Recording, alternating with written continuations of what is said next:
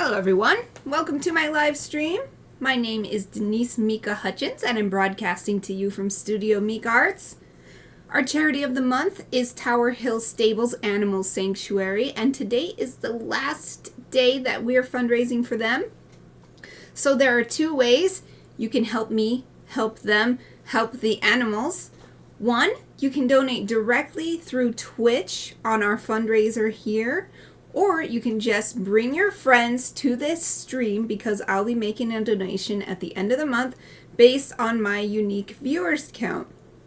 Today is Friday, which means it's time for Chibi Friday, and I'm going to be resuming work on my Chibi food badges, which I'm making for Twitch to be rewards, little digital rewards for people as they subscribe. The longer they have been a subscriber, the different little badges they'll be able to have.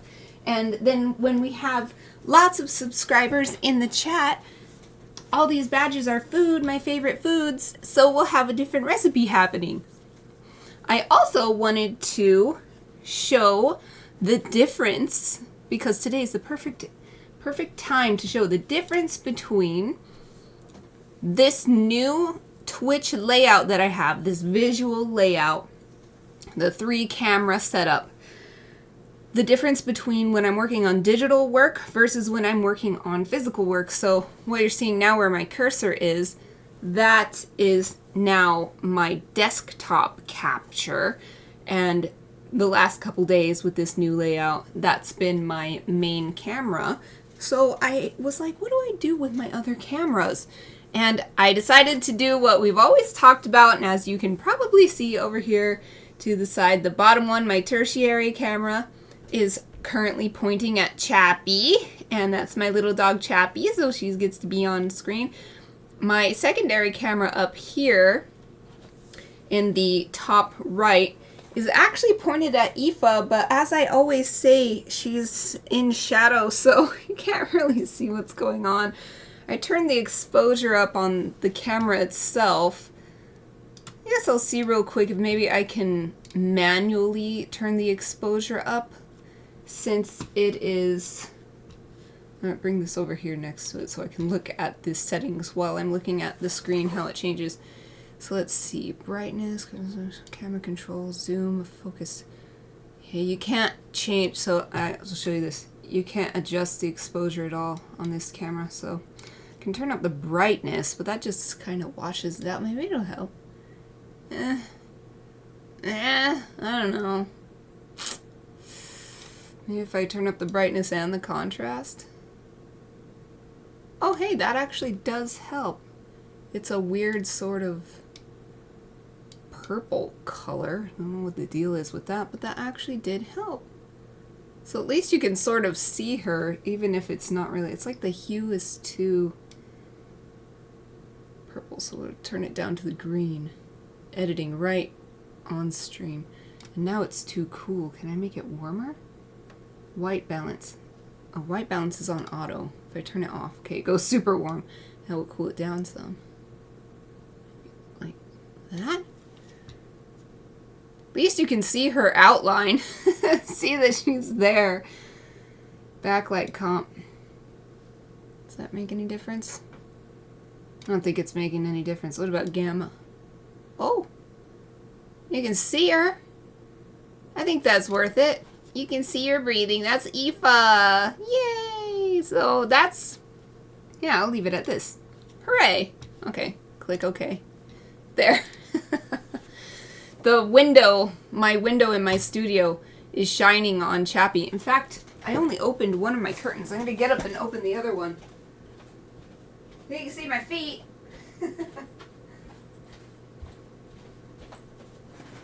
I walk past Chappy, you can see my feet. Okay, I opened both curtains. I could turn on a light and shine it on Aoife, but I don't want to do that because I want her to be able to relax. So, anyway. Tisham, hype. There, now. So, that's the deal now. When I'm on a digital on my digital workspace and streaming my digital work, we're going to have the puppy cams. We've got 2 cameras, 2 puppies. Aoife in the top, Chappie in the bottom. Works out great because the cords can reach for the cameras, for each of these cameras to point at the 2 puppy beds in here. So then we've got the 2 sleepy puppies. Alright, so what I'm actually going to work on today, after explaining that for 5 minutes or however long it's been, this is a bowl of chia seeds. This is my next favorite food from my list of foods that I thought of.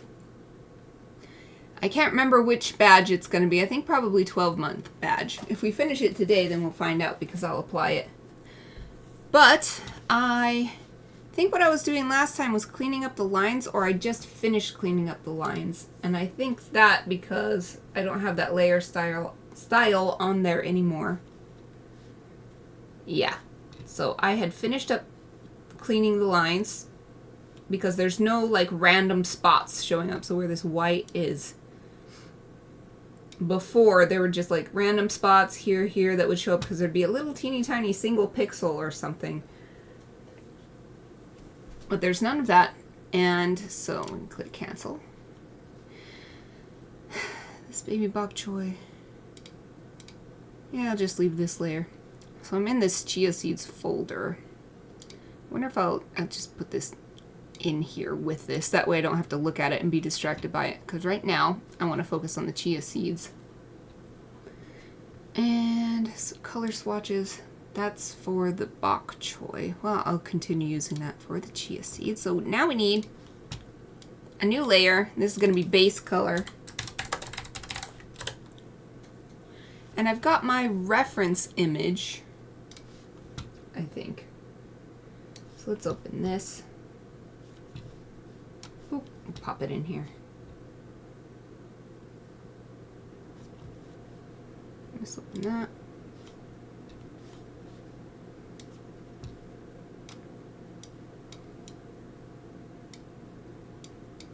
There, that's good. So I've got this so I can see what does the glass look like. Some of the glasses even look it's just showing through the background. So I'm thinking about actually keeping that clear with no pixels. But the problem with that is I do have this outline. Of course I'll color the outline. But it's also going to get so small that it's probably best if I just color it all the way in.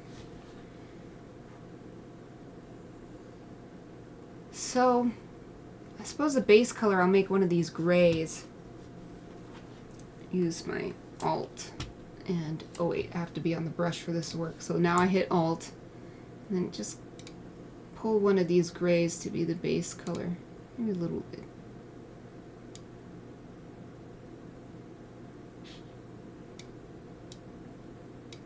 It's lighter than I expected, but that's fine. Okay.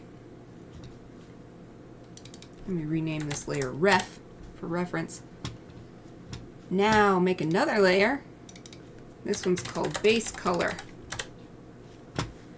And now I'm going to switch around my workspace a little bit. Get my mouse over here, my keyboard over here. Moving my mouse and keyboard to my right now.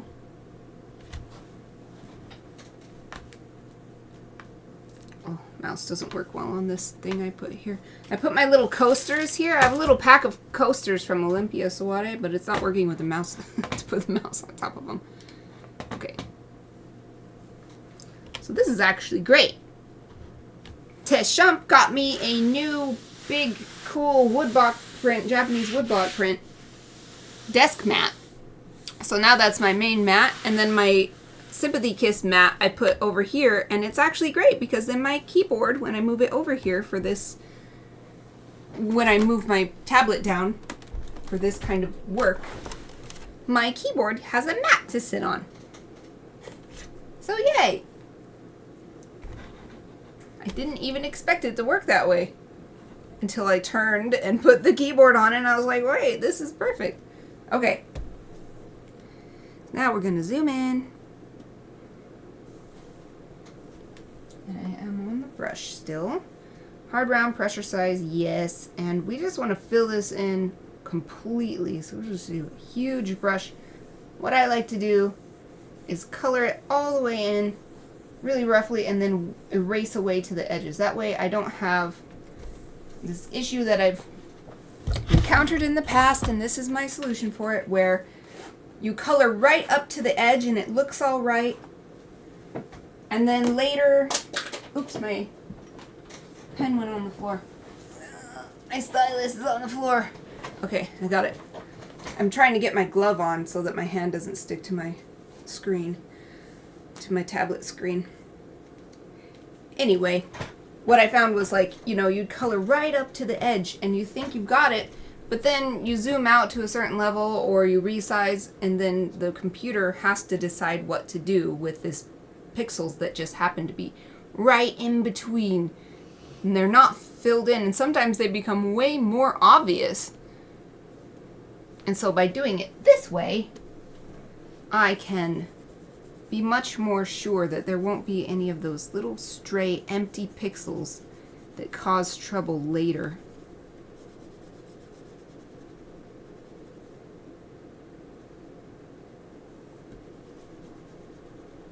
I'm going to make this smaller. There we go. Oh, so I'm just going to erase around the outside.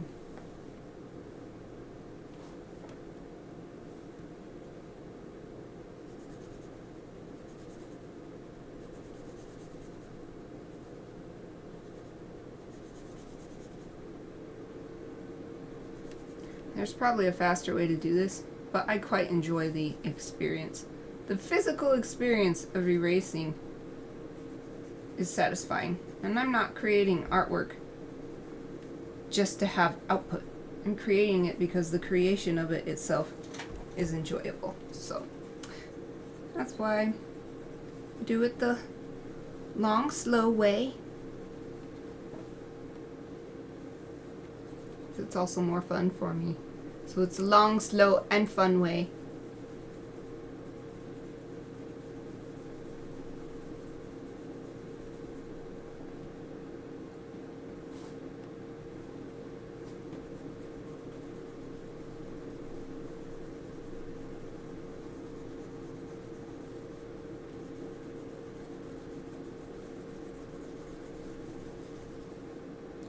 Almost there, almost all the way around. We'll see how this goes, but this might be simple enough that I can get this done today. That would be awesome. Okay, so the next color is going to be the chia seeds. So we will name this chia seeds. And as you can see here, there are actually a huge amount of different colors. So what I'm going to do is take that overall kind of gray color that is dominating, and then I'll add the white and the brown later. So let's see, where's my alt? This one is alt. So, whoops, no, not history eraser. Whoopsie. Okay, I gotta remember that the alt only works if I'm on the brush. So let's see. Oh, that's a little light. It's hard to choose. There's actually a huge range of colors here. Well, let's do that one. It looked different enough from what was below it. And so this I also want to create clipping mask. As you can see, it indented over here, and then it's have an arrow pointing down. That's because now this base color is creating an edge, and nothing on the chia seeds layer will show past where the base color layer has pixels filled in. The data will actually be there though, so if I were to unclip it, that data would reappear. But for now, it's just, why does the flow always go down? No, I want flow at 100, please. Thank you. So we're just filling this in. We're going to do the same thing, erase away, but around the edge of the chia seeds. And since I've clipped it, I don't have to erase away up here, so it saves me a little bit of time. So back to the eraser.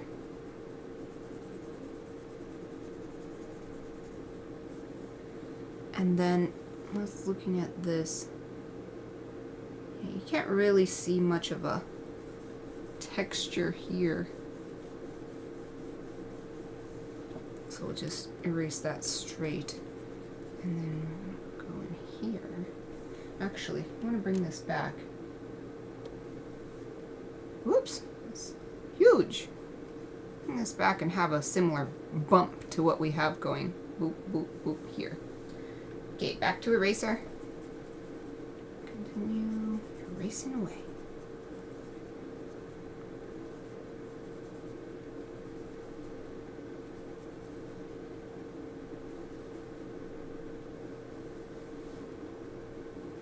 So the same thing along here in a minute, where I bring back those bumps.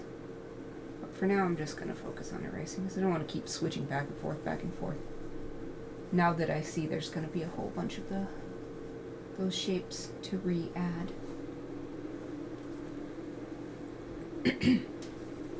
Oh, my PC fans are picking up. They're like, ooh, we're having to do a lot of work in here. It's getting warm.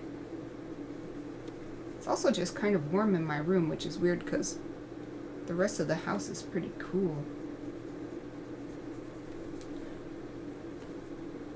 Alright, almost there. I'm going to do the same thing on this side. Just make it a nice straight edge. Okay. Now bring the brush back. Create these bumps. And I realize actually I want to make this lean toward the line at the bottom so it fits a little better. There. Okay, now go along the bottom. Bring these little bumps back here.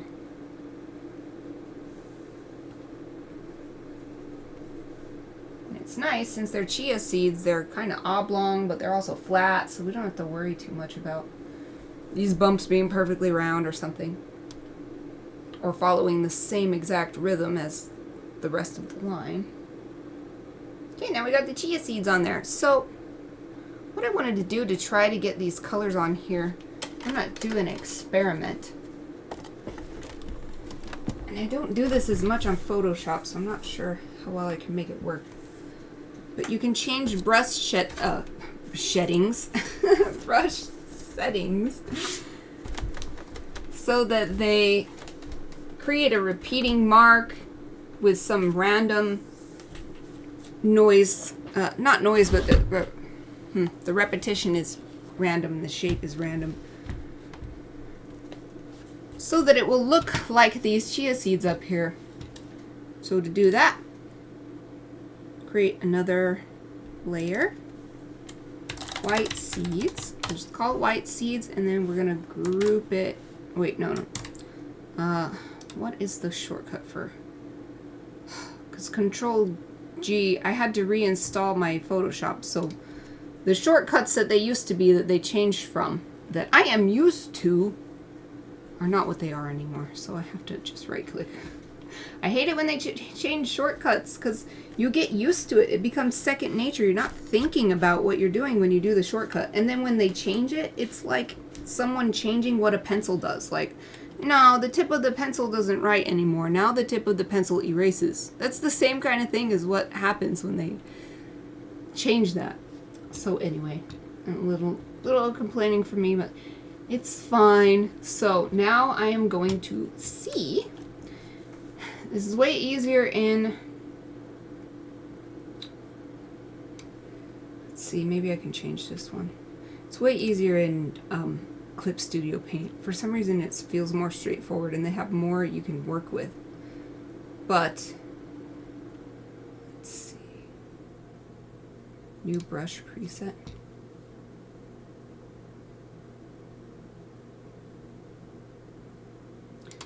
So let's see, I'm going to, now how do you change the settings though? So I created a new brush.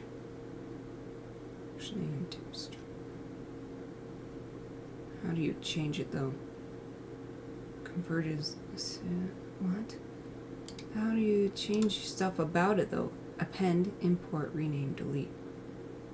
Get more brushes. See, this is what I'm talking about. New brush. Rename, delete. It looks like actually you cannot change anything about it. What the heck?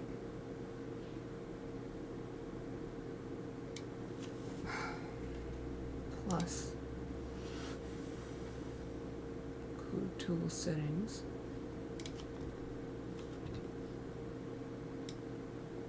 I can do this.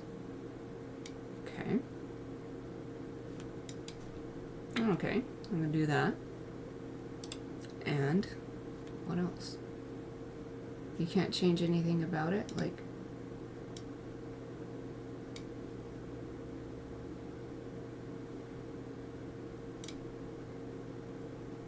additional preset. Converted legacy tool presets. I guess you can't do anything. Okay, I'm gonna have to search. We're just... You know what? Forget it. We're gonna open this in Clip Studio Paint and do it in there, because this is ridiculous. It should be easier to do this. Okay, so I'm just gonna delete this. Yeah, delete that brush. Unless the options were up here.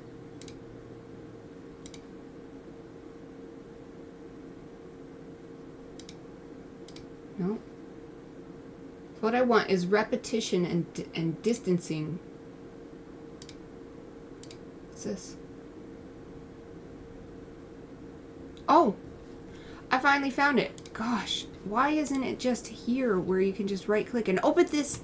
Oh! But I finally found it. Okay. Whew. This is what I wanted to do. So now like, I've already made this little seed shape brush here.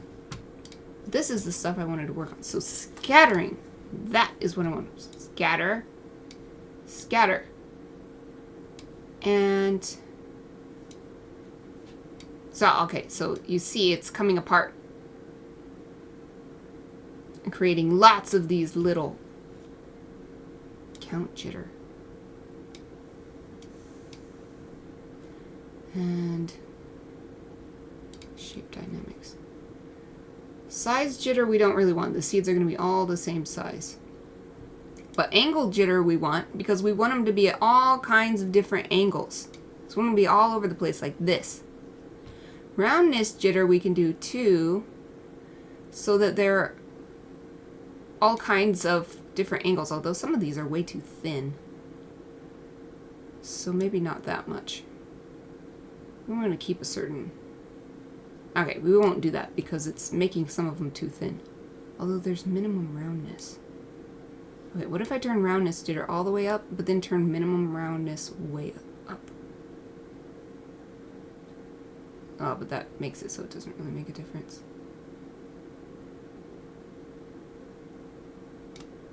I like how that looks. Okay. Now I just wish that it would be even more space in between here. So let's try to figure out how to do that. Spacing! Yay! So, you can see, this is what I was trying to get. Ah, I'm so glad I didn't have to actually Google it. Hooray! So, we've got this shape, chia seed shape going on here, and we've got spacing. In fact, I want even more spacing than this. So that we can sprinkle around lots of different colors and get this mixed look that's in the reference image. Sort of imitate the mixed look. So let's try this. First, let's select... I made this layer white, so we'll select this white color. Or we'll try to. It's hard because the seed is so small. Maybe over here. Let's zoom in. Okay. Gotta zoom in on this reference.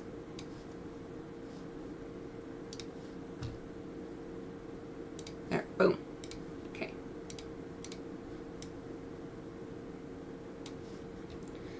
Now, oh, this is way too small though. Let's make this a bit bigger. Let's try 30. So, here comes a moment of truth. See what we can do here. Wonder why it's not respecting... Oh, because it's clipped to the bottom one. That's okay. We'll just have to erase them. But, there we go. It's starting to become chia seeds.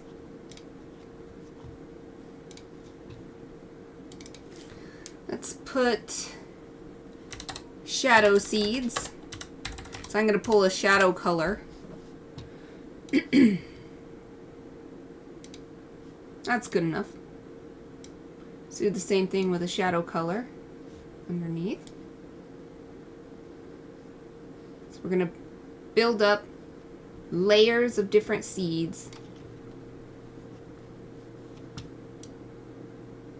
And actually, I believe most of my... I'm trying to see the baby bok choy. I wonder if I should make all of my icons have the same lighting. I had this discussion with myself last time. So I think one of them is not the same. Let's see if I can take a look at that. Projects, food badges, final badges.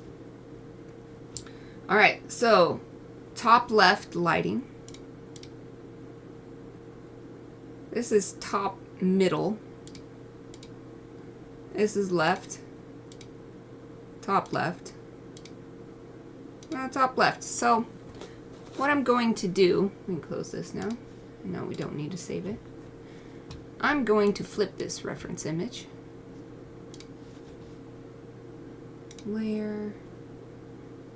Oh, where is it? I guess it's, no, not image. I just want to flip only this one. There. So that the light's coming from the left, just like everything else except for the broccoli, which is still not, it's not that far from the left, it's just coming straight from the middle. Okay. Back to chia seeds. The reason why I wanted to do that was to see where I need to add more of these darker chia seeds to help make shadow. Sense of shadow, sense of shading.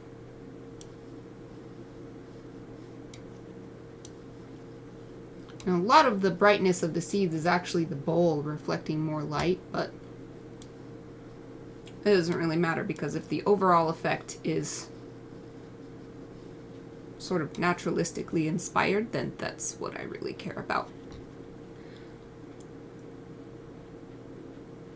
Okay.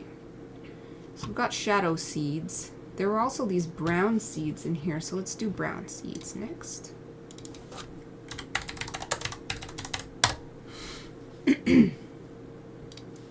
Select the brown seed color. Let's actually select it from a parent, and I've got to zoom in again because it's so small, it's hard to pick the seed color I want. Alt.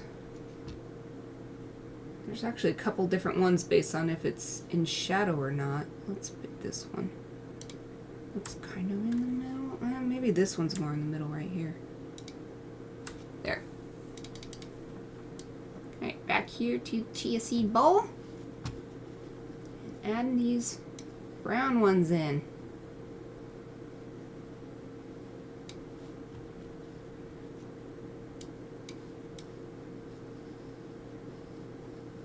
We've got all these seeds on this base color, but I'm going to bring the base color back in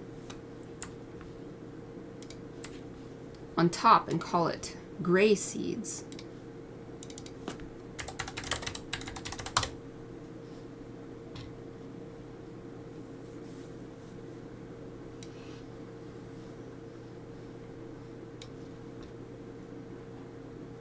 Actually, I wonder if I want to change this to a different gray. I think I shall. Let's pick another color out of here. Different one than we've got so far.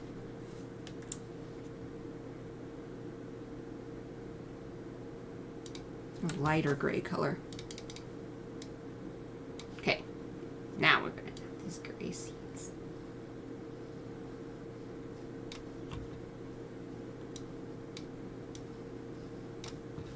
Man, this is awesome. What does this look like? Small. I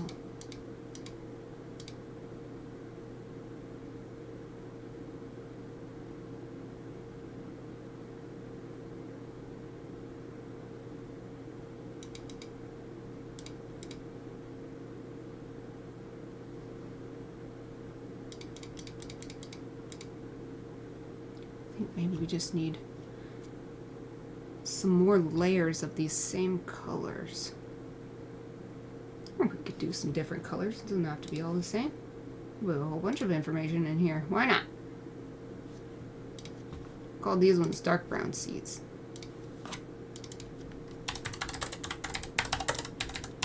This is really fun. Putting these seeds on here is super fun.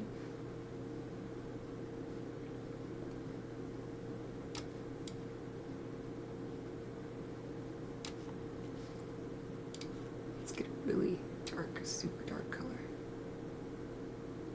I wonder if maybe it would actually be better to create a darker base color. I'm going to adjust the base color and see what that looks like. Hue saturation, I think. Turn the lightness down. No, I like it how it is. This is just feeling like overall it's a little bit too light.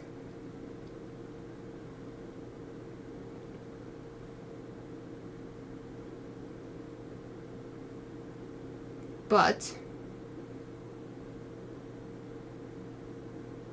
if I just do a shading overlay that covers everything, yeah, I think that'll be good. So we'll call that good. Let's zoom in here. I'm going to move my keyboard and mouse back over to my right and pull my tablet monitor back into my lap. Use my tablet and erase away these extra seeds that we don't need in the bowl here. I'm so glad I figured out how to do it without moving to a different program.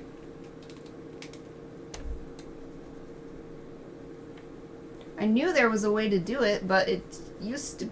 The last time I did such a thing... You know what? I changed my mind. There's a way easier way to do this. I'm just going to make this a separate layer from... I'm not going to have it grouped. And then I'll erase the top part of the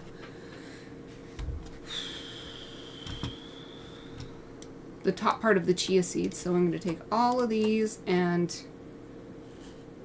What was it? Shift Control now? Alt Control G. I just got to teach myself the new one because...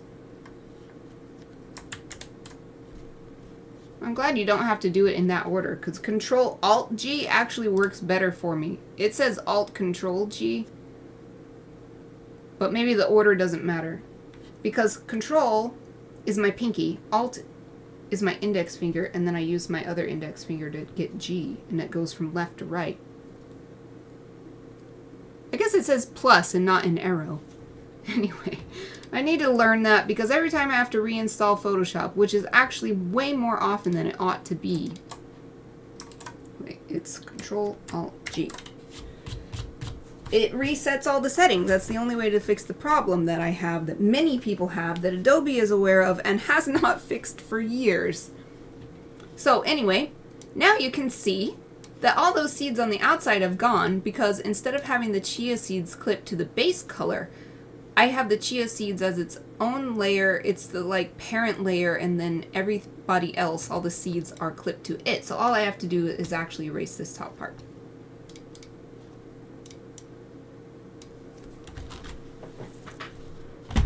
Yay!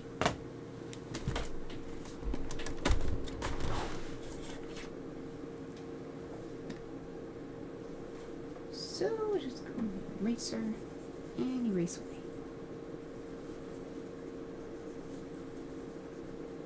So I did end up having to erase this after all, but it was worth it because otherwise I would be erasing 5 different layers of seeds instead.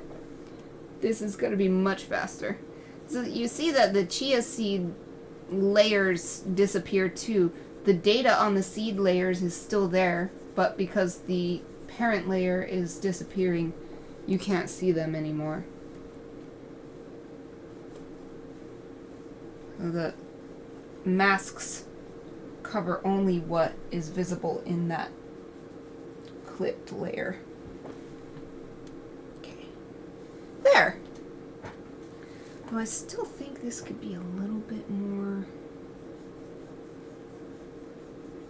closely aligned with that bottom. There. Something like that. Yeah, that's better. That's better. There. The top too.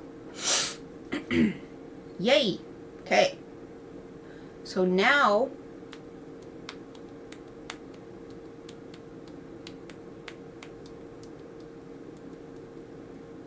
should I do the shading on this, or should I add color to the bottom layer?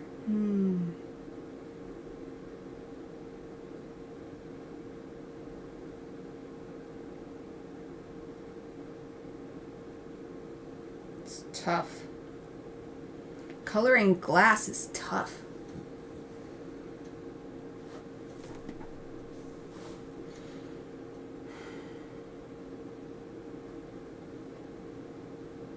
So I think what I'm going to have to do is create another layer on top of the chia seeds layer. Alright, let's do that. So I'm going to copy the base color layer. Just put it on top.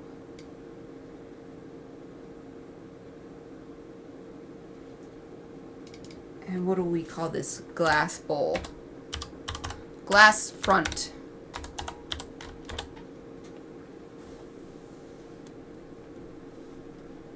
And gonna have to erase this so that it reveals the chia seeds. So there's no glass here, but we're going to leave it on the bottom because we want that to look like it's, I don't need that anymore. We want that to look like it's covering the chia seeds. We're just going to make it less opaque. We'll do the shading and stuff first.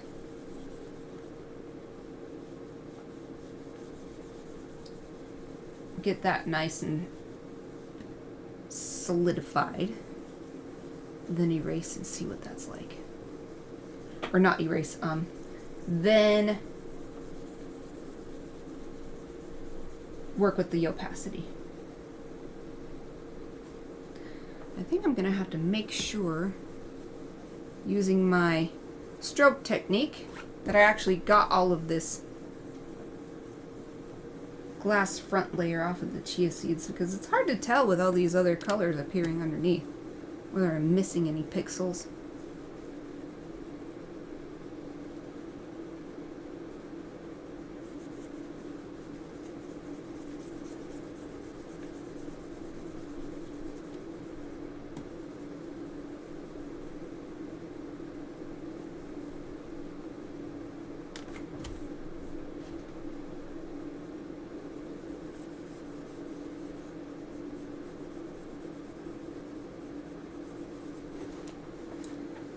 Let's do that technique real quick. So we're going to go to layer, layer style, and stroke.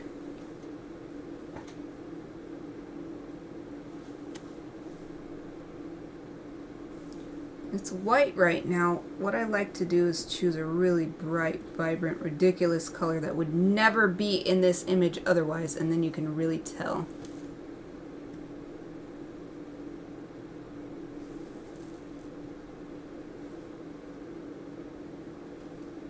Okay, that was just a seed showing up under there. Alright, makes sense.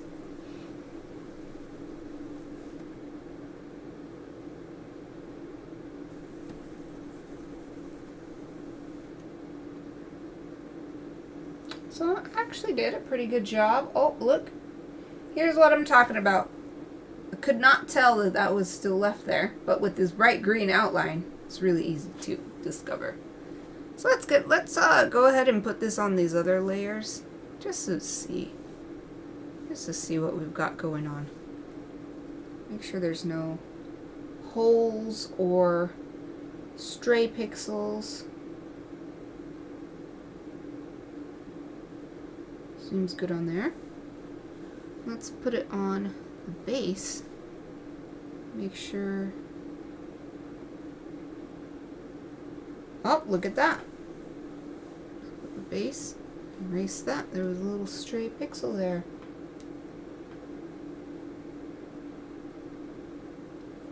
Yeah, I'm glad I did that. So now we can throw this away. We can always put it back on again if we need it.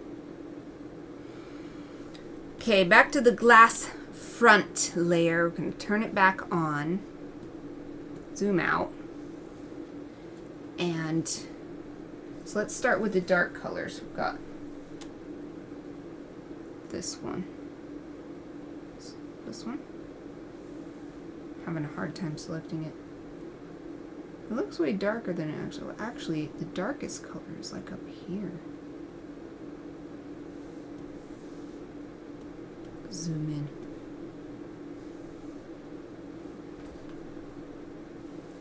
Oh, because I'm on eraser. I'm trying to do Alt.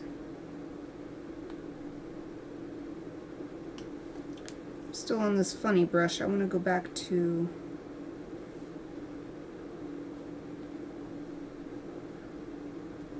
I say funny brush, but I think this is my regular.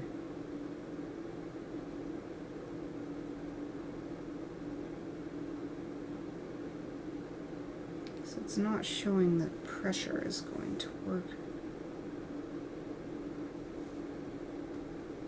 There we go. It's just because it's showing the brush tip. That's weird.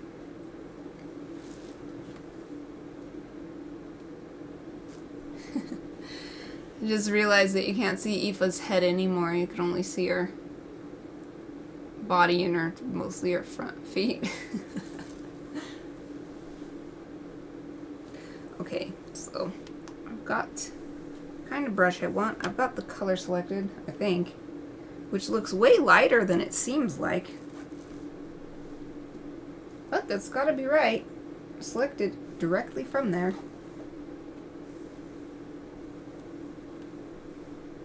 So now, I'm just going to paint it on. Paint on what I'm seeing in the reference image. Ah! Forgot, you can't do that. You gotta just switch back to the previous color.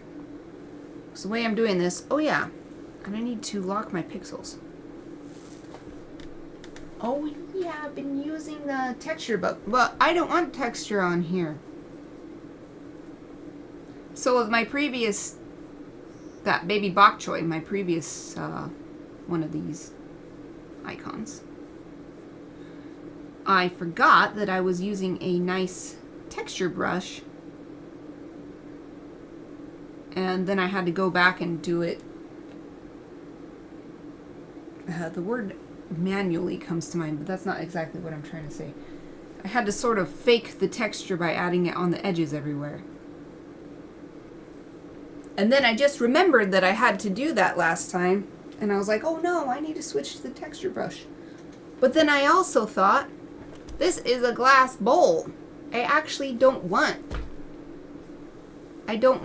texture on it. It's supposed to look nice and smooth, so I'm going to keep this. Okay.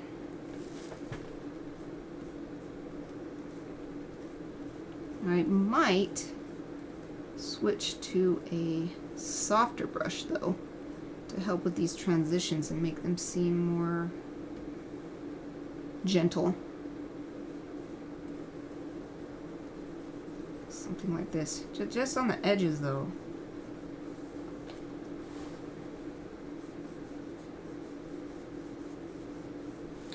I'm going to make this brush bigger, because if you make the brush bigger, you'll get an even softer effect.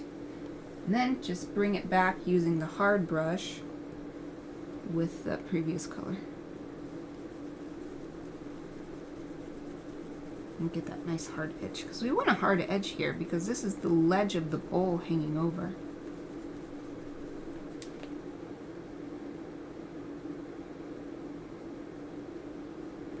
Pretty nice.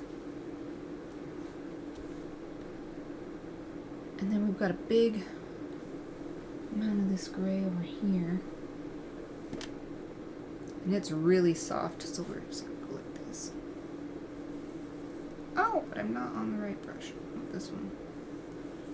Nice soft effect. Though I better undo it because that hard bit there, and I don't want that. I just want it like this. Whee!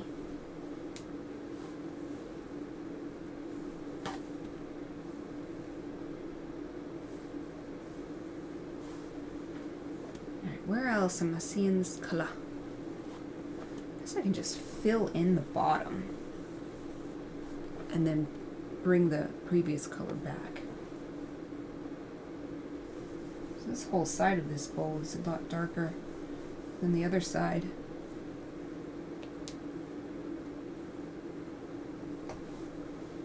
And even up here you can see that this is darker. Even though overall the light source is clearly coming from this way, but this is catching more light on that side. So that's interesting. That's why I always use reference, because I would never have guessed that just from my intuition, my intuitive decision making. Okay, now I want to go back to the hard brush.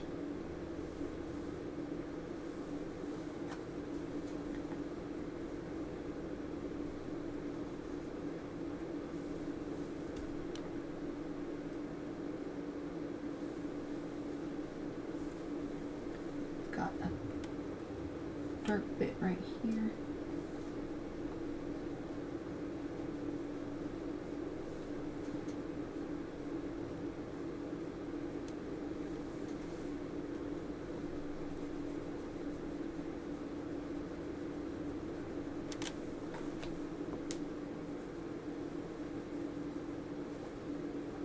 And all around here, there's a little bit of haziness, but you can't really see too much light or dark. There's like these little white bits here.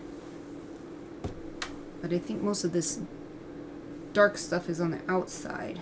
It's not a little bit here. Oops, I'm on the wrong color. Add some on this edge.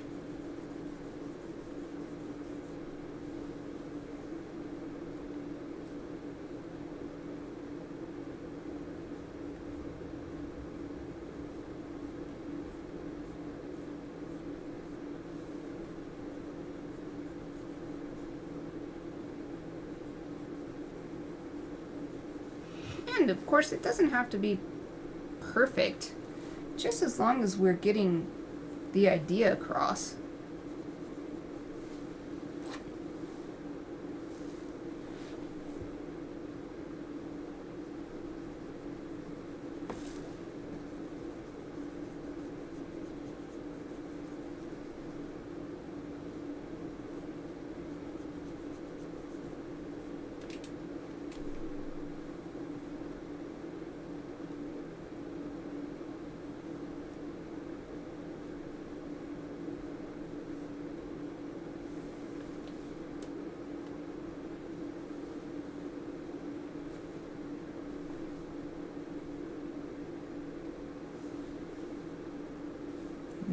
Thinking about putting something down here. I don't know if I like it though. What if I make the brush bigger?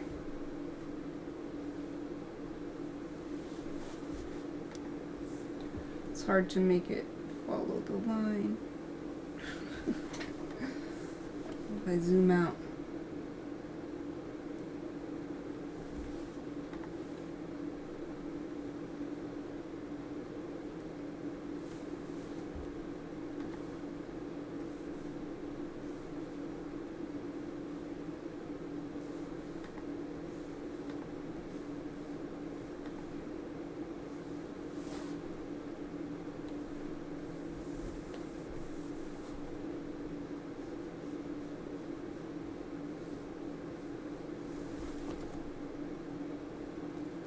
All right, now let's bring some light color in.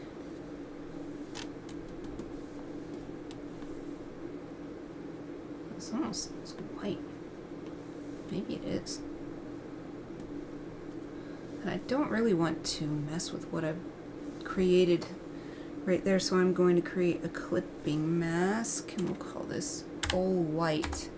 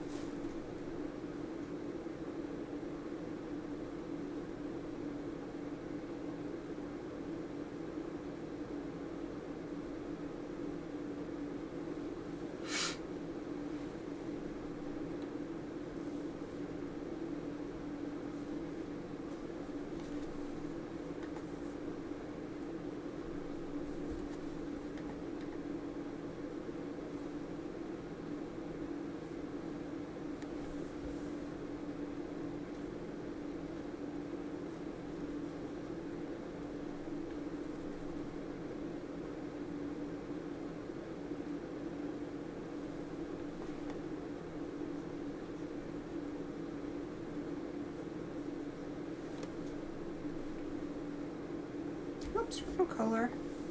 Whoopsie. I remember to use the Alt Select more often. I'm still relatively new to that. I only learned that this year, I think, or it was last year. It makes things so much easier when I remember.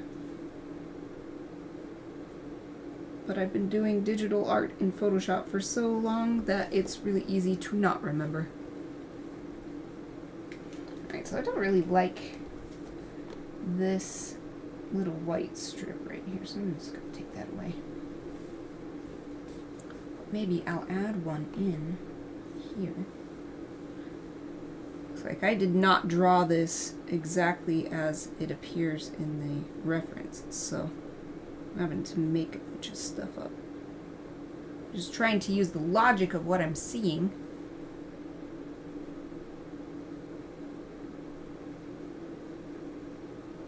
To inform my coloring.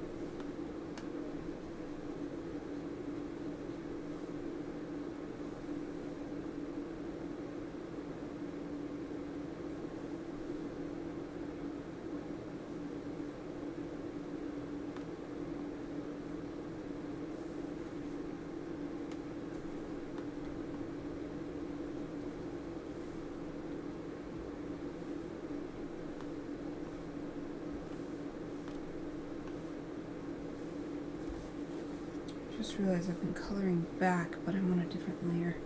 Oh, well, whatever. It's just gonna have different things on different layers. No, come on. Let's get a nice thin line.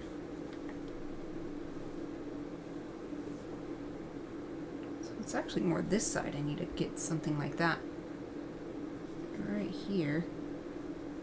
And then get a nice round brush, really soft one.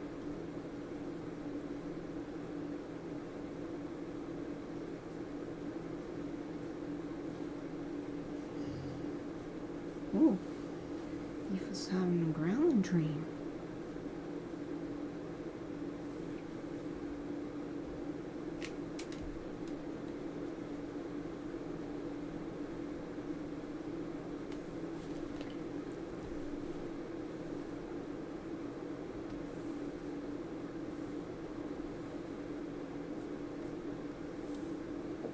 Whoops, that's way too big. Whoopsie.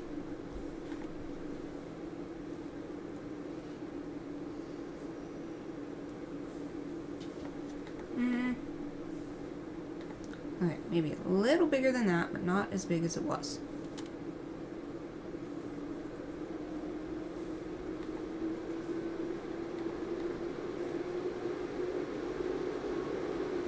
Oh yeah, we're getting there.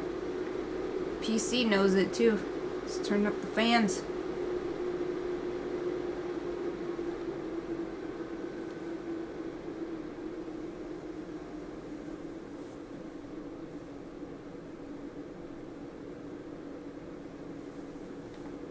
Let's make this a little bit bigger. Why? Why do you sometimes, actually almost every time I right click on my stylus, it's like, nah, you didn't really want that menu open, and it closes it right away. I don't know why it does that.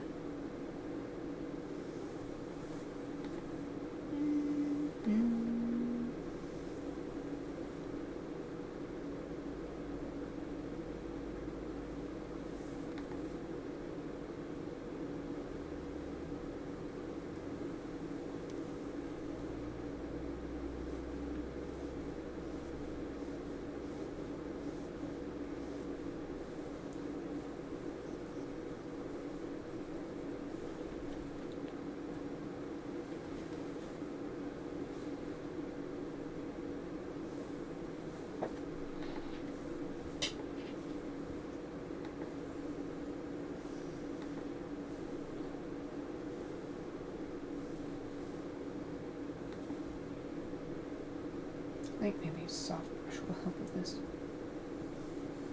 Yeah, let's do soft brush here.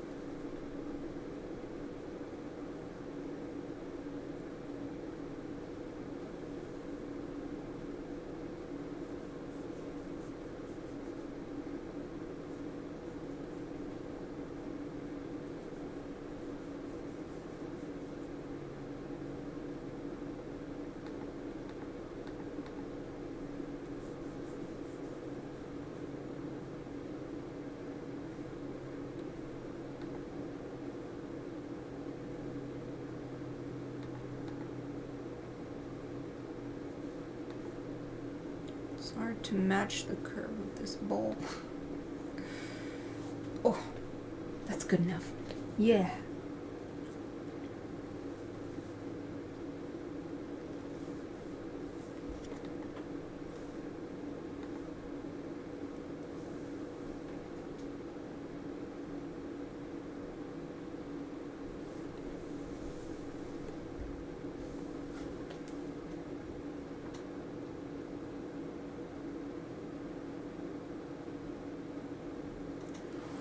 Alright, let's just see what it looks like if I bring down opacity.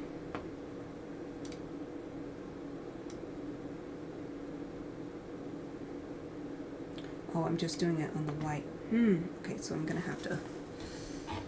Where's my shift? Bring down opacity on both of these. It's pretty good. There's still some areas where I'd like it to be a little stronger, so I might have to go over it again with a third layer.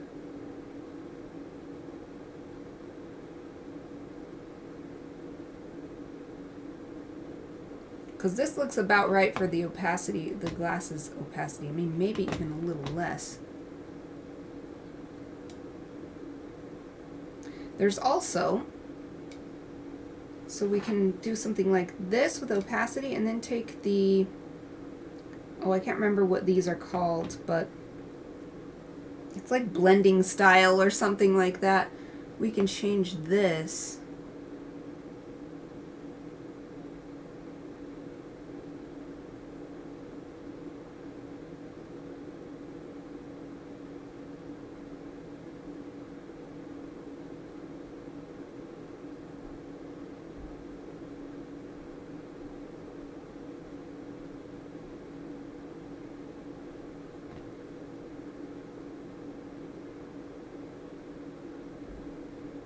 Whoa.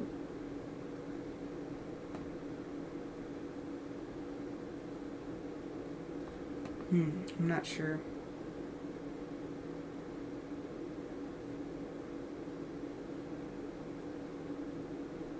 I felt like soft light was the best option of those. But overall it just doesn't have much effect even if I turn opacity all the way back up. So we won't use that, we'll just stay on normal.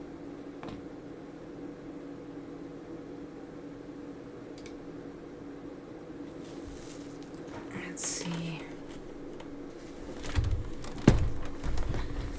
So the white's on a separate layer, but I ended up accidentally, I'm moving my tablet and stuff around again.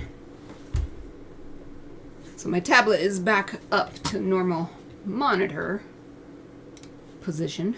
So I've got my mouse and keyboard in front of me so I can use those.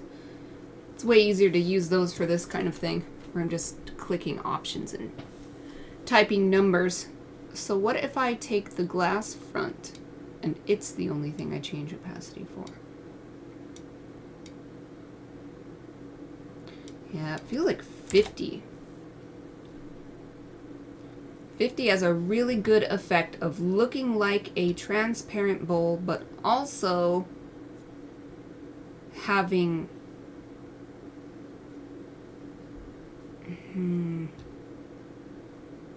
So I'm also looking over here at the navigator. I didn't actually use those color swatches. Let me turn those off. Navigator, it helps me see it smaller, but I'm also going to just make it really small. It's really hard to narrate my thoughts right now because my brain's going a million miles a minute trying to decide how to proceed. So I think what I'm seeing is that this bowl that I've drawn is a little more opaque than the reference image, but it has a really good effect. So if we just turn that reference off so we're not comparing. The overall effect, if we look at this as an icon, is really nice because it's clear that these chia seeds are being held by the bowl.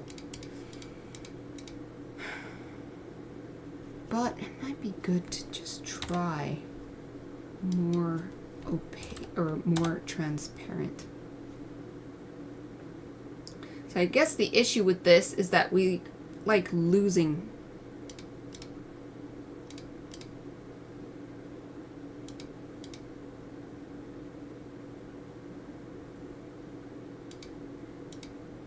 And I think it is making this look less transparent too, because the under layer is also.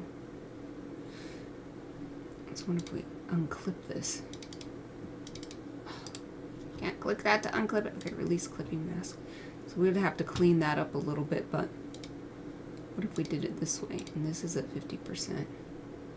For 25, let's see, 25. Yeah, that's not enough difference, I think. So how about 40%? We have to clean up the white a lot.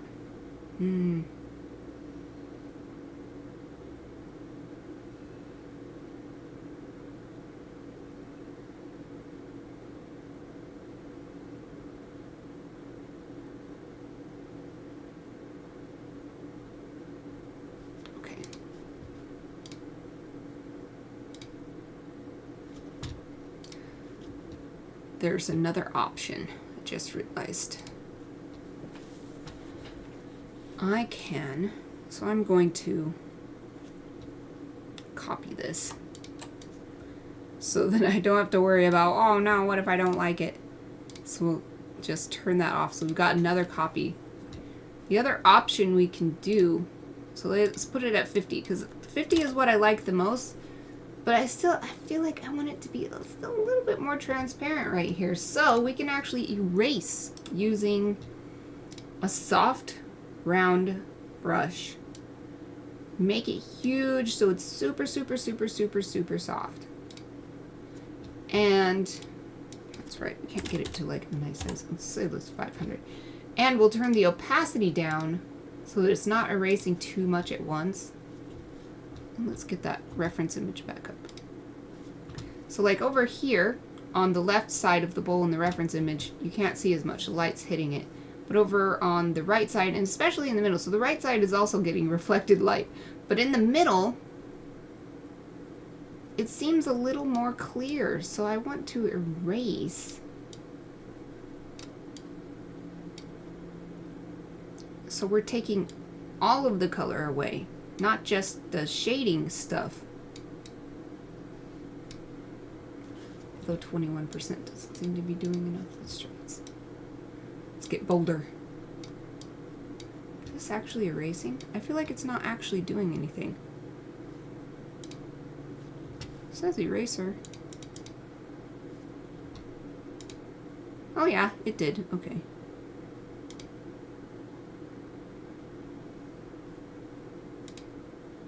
It's just taking way longer than I expected to make the amount of difference that I wanted. Maybe I will just be more bold with it. Make sure I'm on the right layer. Just go up to 75-ish%. There, now I can actually see it. See it making a difference here.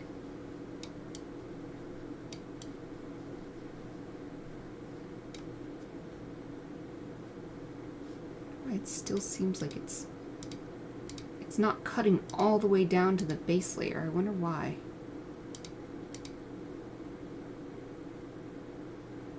This is off. Confused. Should be erasing more than this. Maybe it...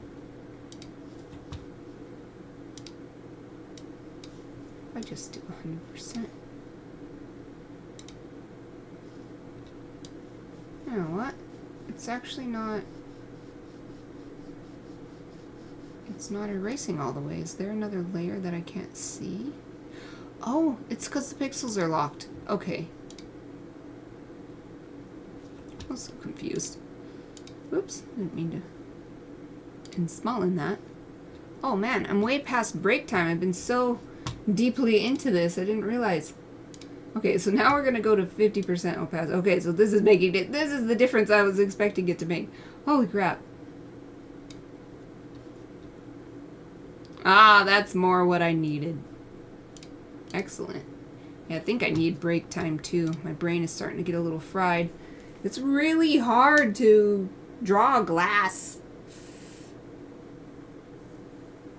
And I'm also feeling like I want to change the edge right here of the bowl and actually completely redraw this line, because it's evenly thick until this point and then it's thinner here. And so maybe it's this bottom line I want to change. So I am going to go on break. It was supposed to be break time 12 minutes ago. I might actually take a little bit extra long break because I want to eat something. And I have a smoothie that I've been trying to blend since yesterday, and I put too much pumpkin and pumpkin seeds in it, and it's really struggling. So I'm going to try to blend that. So I'm going to take a 5 to 10 minute break. And you might get to see Chappie get up and leave with me. She always likes to follow me around. So I'm going to put my be right back sign on. I hope everybody else will also take the opportunity to get up and stretch, give your eyes a break, get whatever you need to get refreshed. I'll be back in 5 to 10 minutes.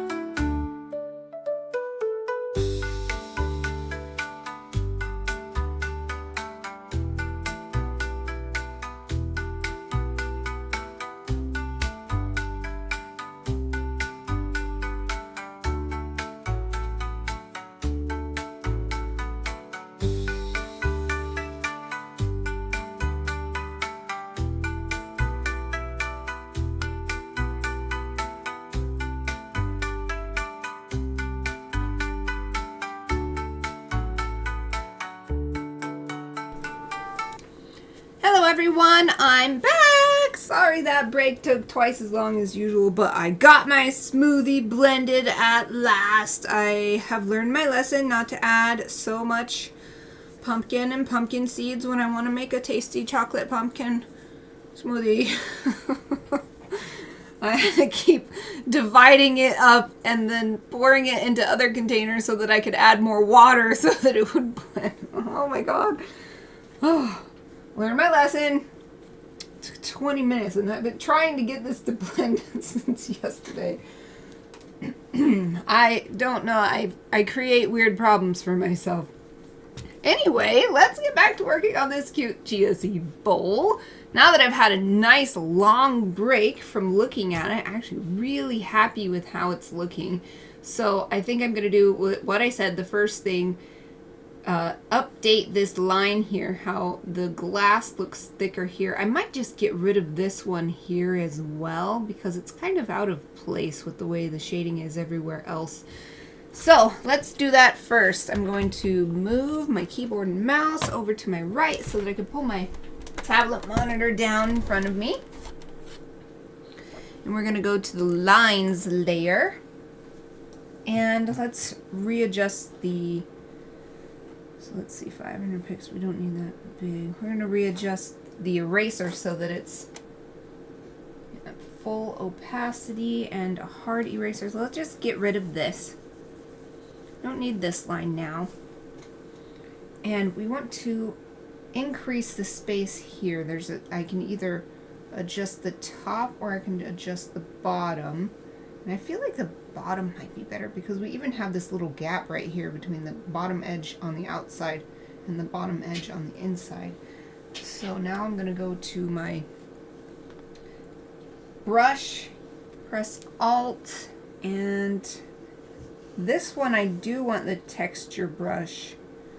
I always using this Pastel Palooza. I love this one. And first I'll add line and then I'll erase away. So yeah, this is probably good. Oh, this is way too big though. Let's go smaller. So let's add more line down here. And now we'll erase. I don't know if it'll let me. Oh, let's do this natural edge eraser. Erase down. Erase that too. Now I don't think that's enough space created yet.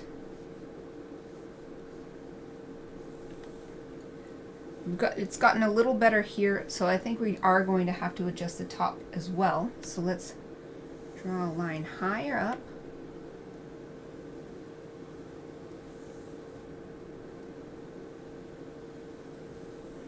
And then go back to the eraser and erase away.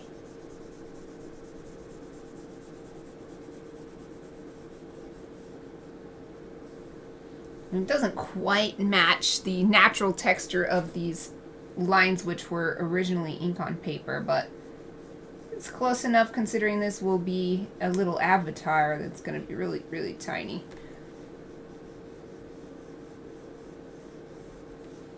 So just clean this line up a little bit. And then we'll zoom out and see what the overall effect is. I think I actually want to adjust this line too. I'm going to take my lasso tool and then edit and transform. You just want to rotate it a little bit. Boop. That's good. Check. And deselect. What's my deselect button here? So yeah, that's way better. Okay, zoom out.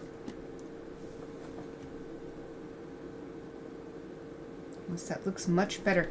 I just want to clean this line up a little bit more. It's way too different from the lines next to it. Let's make it get smaller, thinner.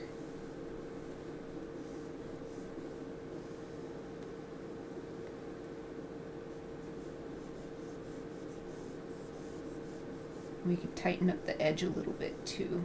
So I love that pastel brush, but It's got a little bit too much texture for the lines I'm trying to imitate.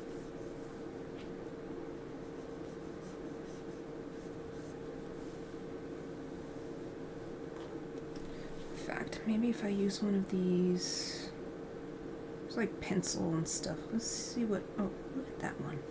That looks nice. Let's see what this one's like.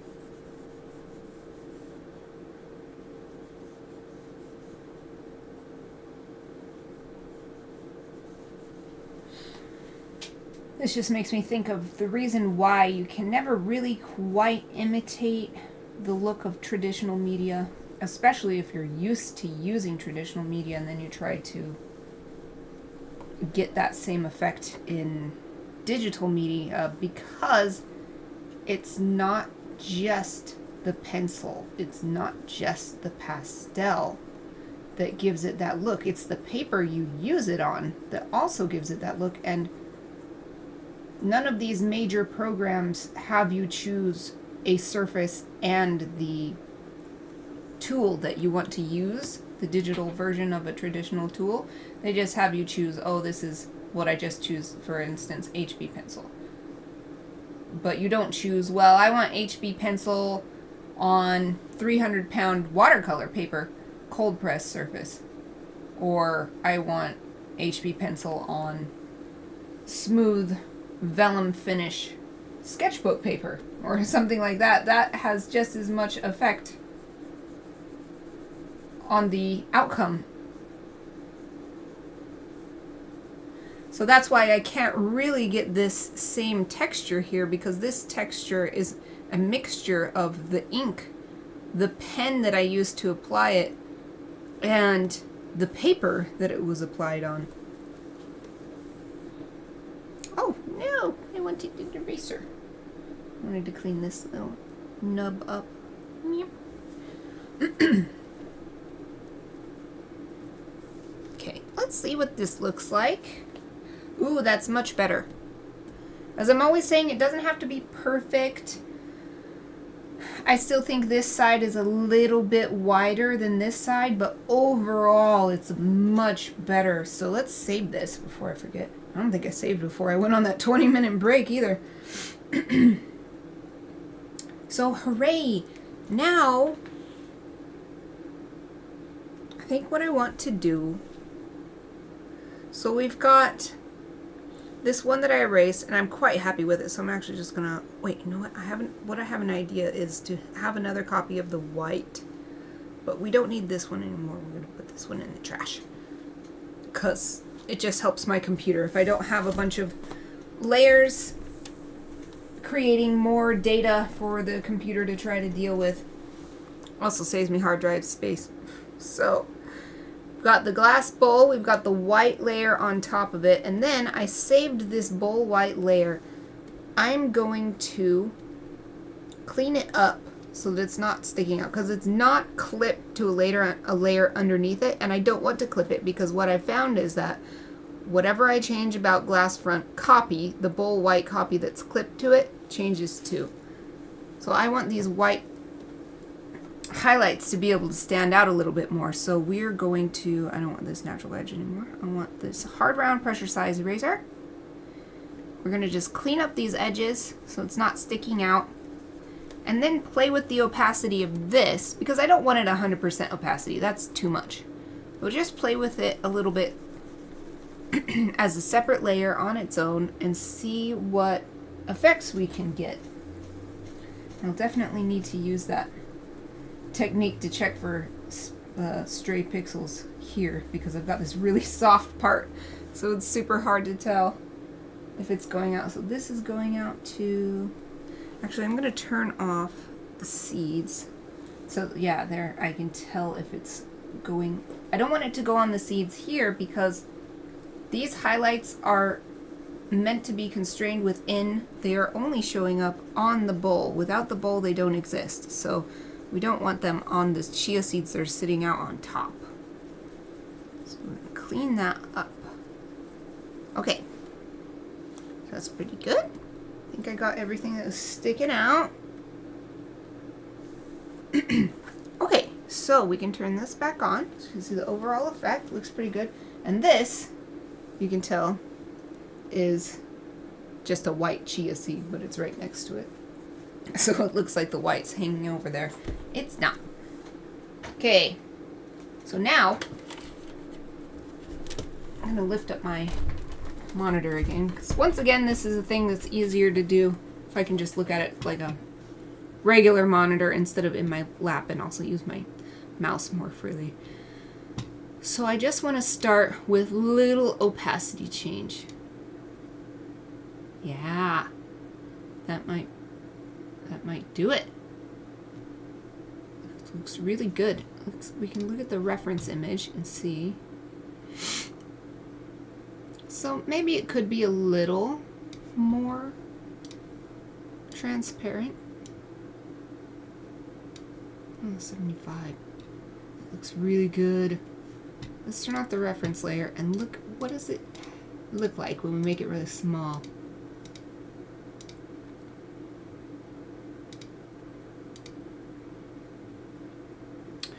Maybe it's still a little strong.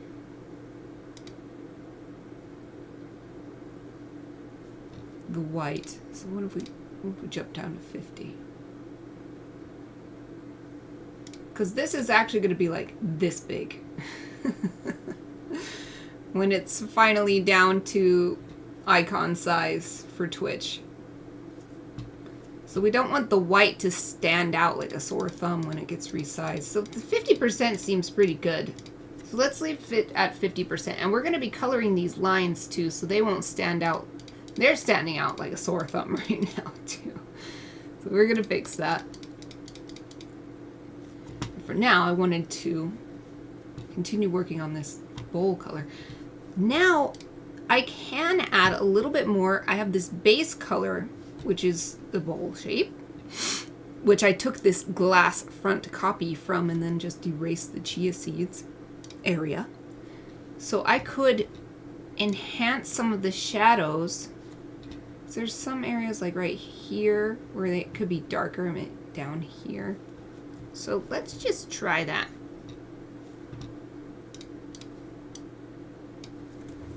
Okay, time to change up my workspace again. Bring the monitor down.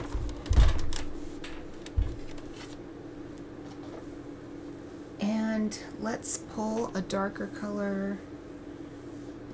Maybe I can just use what I want, but it's all thin, so I should have made swatches, but I didn't. Whoops. Oh well. Can't take it back. Let's pull this color from here. Okay. Since this is on the bottom, we can try. I'm going to try and see what it's like to just color it in the bottom with it darker. Oh, wow. That makes a huge difference. Not necessarily the difference that I want. That's really strong.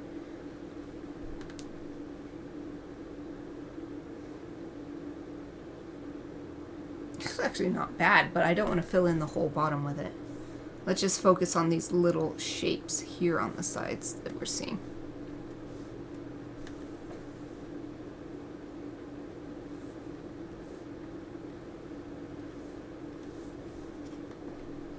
Yes, the problem is that since these layers on top are... So maybe I will fill it in, because it's going to affect all those layers because they're transparent. So I'm just going to pick a lighter color. Something like that. See what that does. Doesn't do enough. I can't win here. Okay. Let's pick a color that's darker than this, but not so dark as it was. Maybe. See? See what we can do.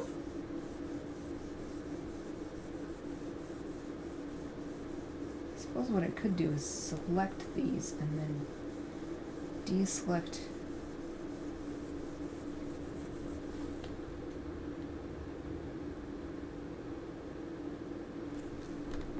Let's see. Wait, make sure I got rid of everything that I've done. Where did I layer visibility? Okay, it's there. Okay, I'm going to try selecting these areas. Oh, it didn't work. Are they? Oh, because white. Okay. Oh, my tolerance is up really high, so let's see what happens if I do 15. And where do I have shift map to? The top button in this row. I've got a little remote control that has a bunch of buttons mapped to it. Keyboard buttons and keyboard shortcuts as well. Oh, that selects that. Okay.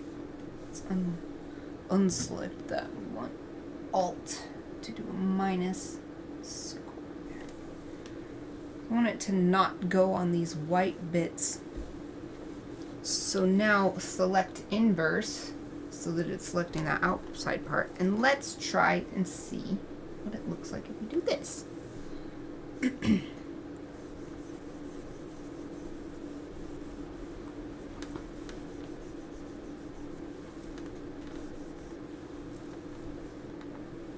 Yeah, that's pretty good.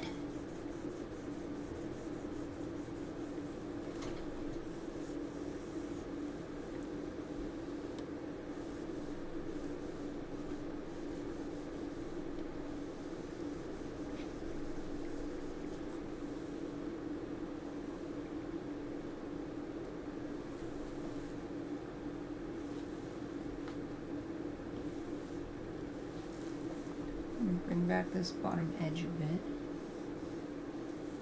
Oh, it's so small. Maybe I'll just color it all the way in, actually.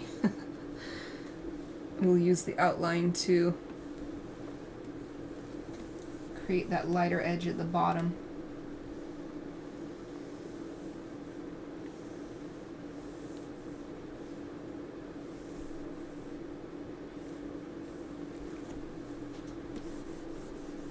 There.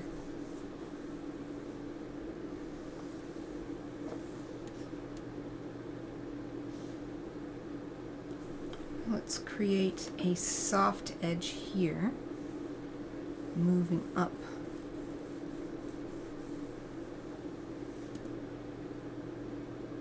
And so the same thing going on over here too.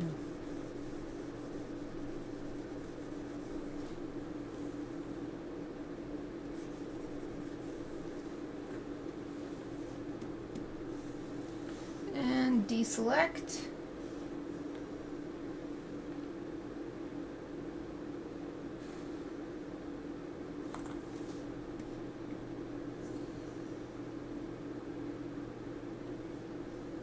It just feels like I should take the white farther. So let's do that. Oh, hard round one. Make this whole thing. What? Oh, so we're at 50% opacity.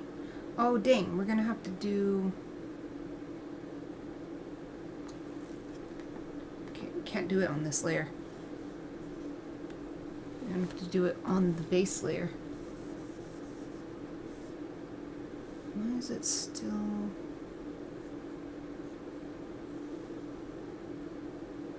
Huh? Confused. Because of that? But if the base layer is white, it shouldn't...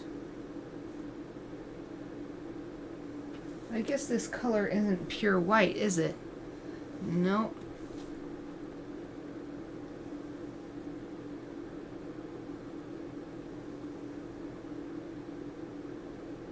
Because we have bold white here and then we have bold white copy.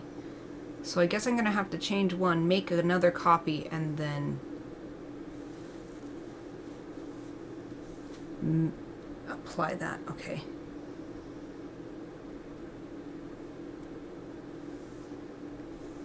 I've got myself into a bit of a situation here.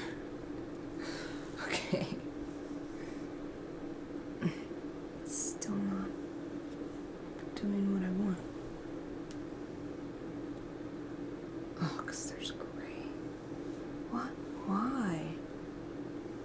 What? Oh, because I left those.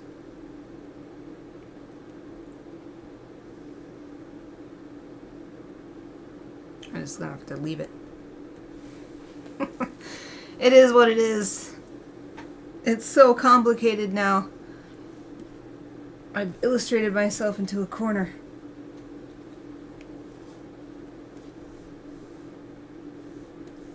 Okay, what do I need to do to get back to where I was? Okay, I think that's the last thing I worked on. Well, instead of... maybe if I just fill this whole circle in, and it won't be the same white, but it'll be a lighter color. Made things very complicated for myself. I will persevere.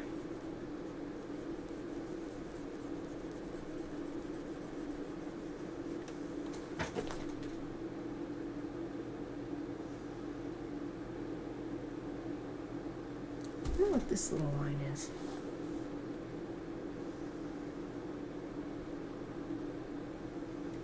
Oh, it's part of that white layer. Blast it. Okay.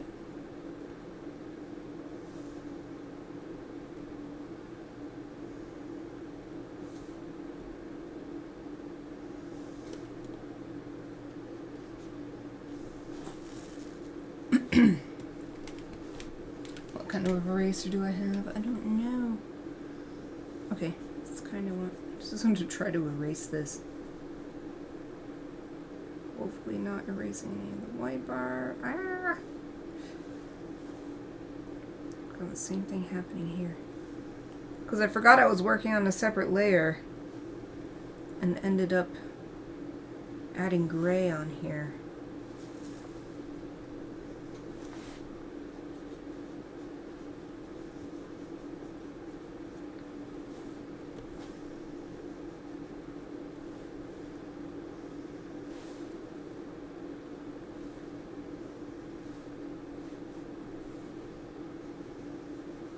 There we go.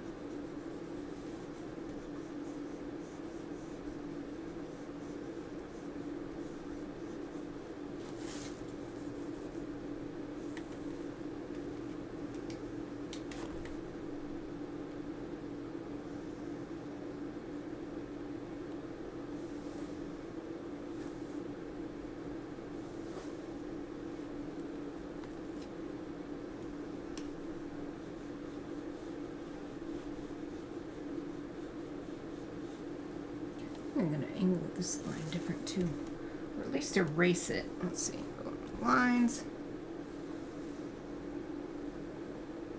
Actually, yeah, let's just erase. So it's like this. Let's do the same thing with this one.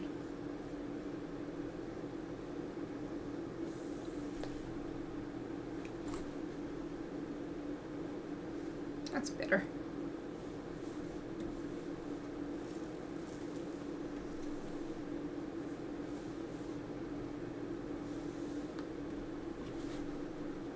Ah, no! Select the color I want. Thank you. It's so hard. So hard to illustrate glass. But I think I'm getting there.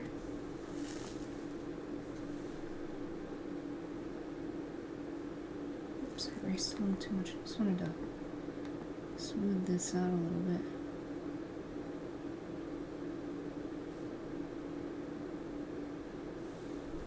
There. I want to. Okay.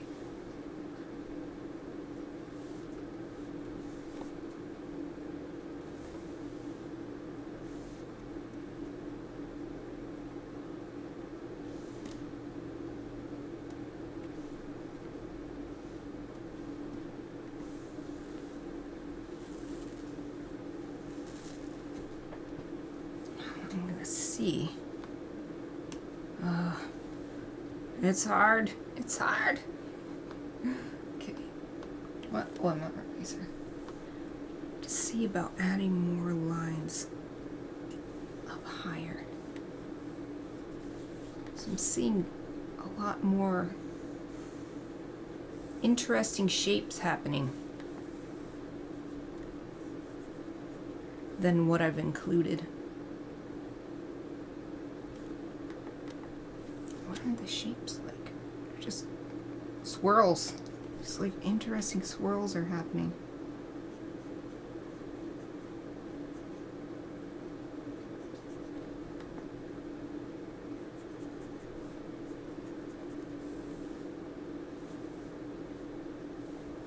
I've got this big highlight right there, so leave that.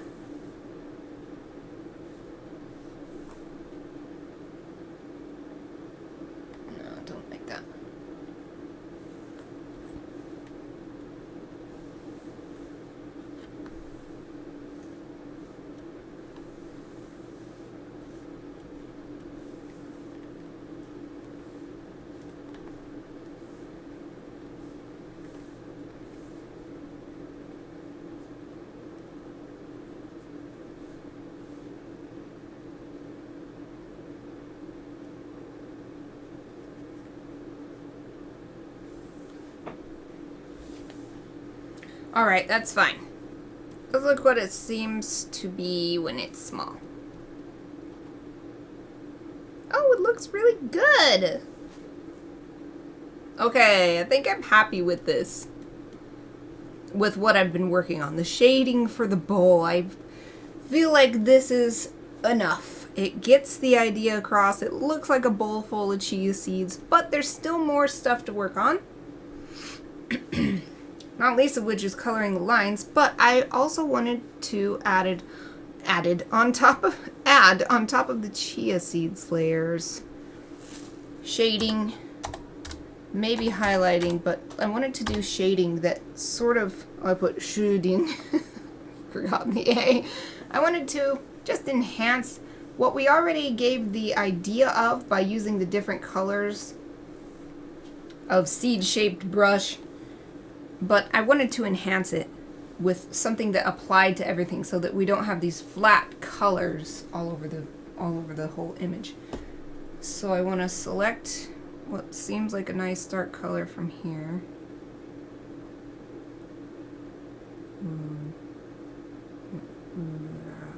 It's hard. Alright, I just gotta zoom way in order to precisely choose. There, this nice rich brown. That'll do. Okay. In fact, I want this. Oh, God, not that small. I wanted it smaller, but not that small. That's too small. Okay. Putting this layer on top, I think I'm going to use this pastel brush. Make it giant. And, oh, that's a little bit too much. I'm trying to decide whether I just want to change the opacity of the layer or use a brush that has less opacity. I think brush with less opacity. And so what I'm seeing is the top part and the bottom part of this pile of chia seeds is fairly shaded.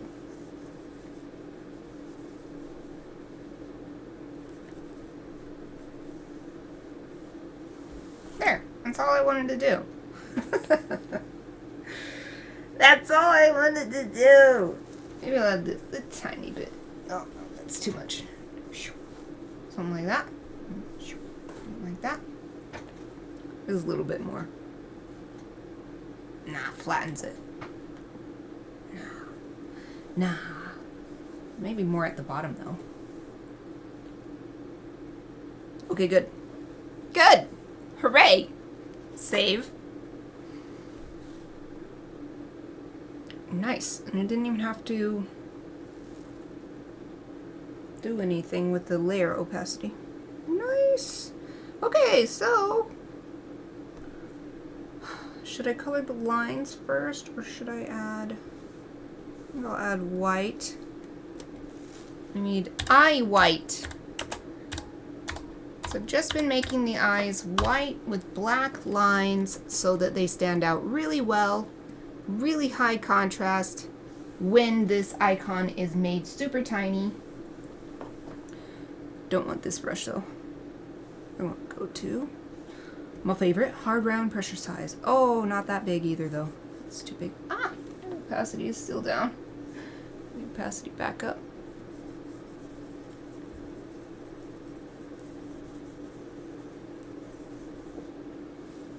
I kind of want to smooth the lines out by these eyes.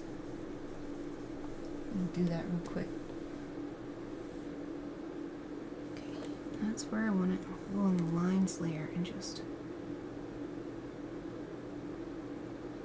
smooth this so that it's more round. Let's add a little black. It's so small, we don't need the texture brush. Let's just add. This line is so small. Texture doesn't matter that much. It's such a tiny line. I'm gonna make this a little more round here. It's kind of flat on the bottom here.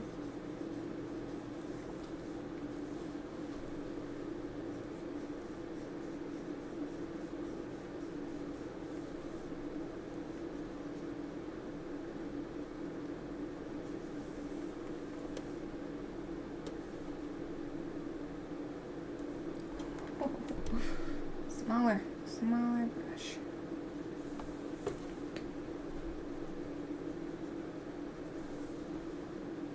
Ooh! Yes. Roundy. There, like that better. I like that better. Save.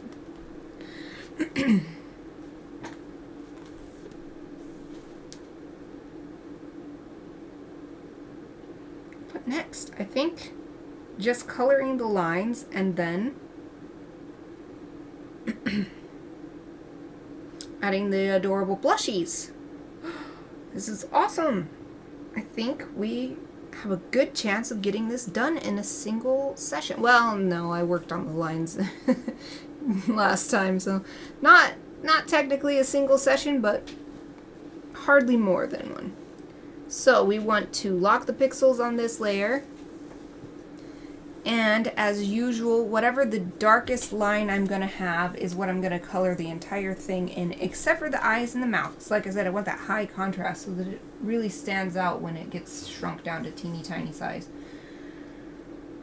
So for the darkest, I'm going to take this really dark brown here, click OK, then open the color picker again so that I can see now the current color and pick a dark outline color for it. And what I really remember from last time is I've got to make it a lot darker than I think I need to for the outline part, because I do want that outline effect. I like how it looks. Outlined art, I like how it looks. So I'm not trying to get rid of the outline, I'm just trying to make it a little more subtle or a little more pleasant, a little more easy on the eye.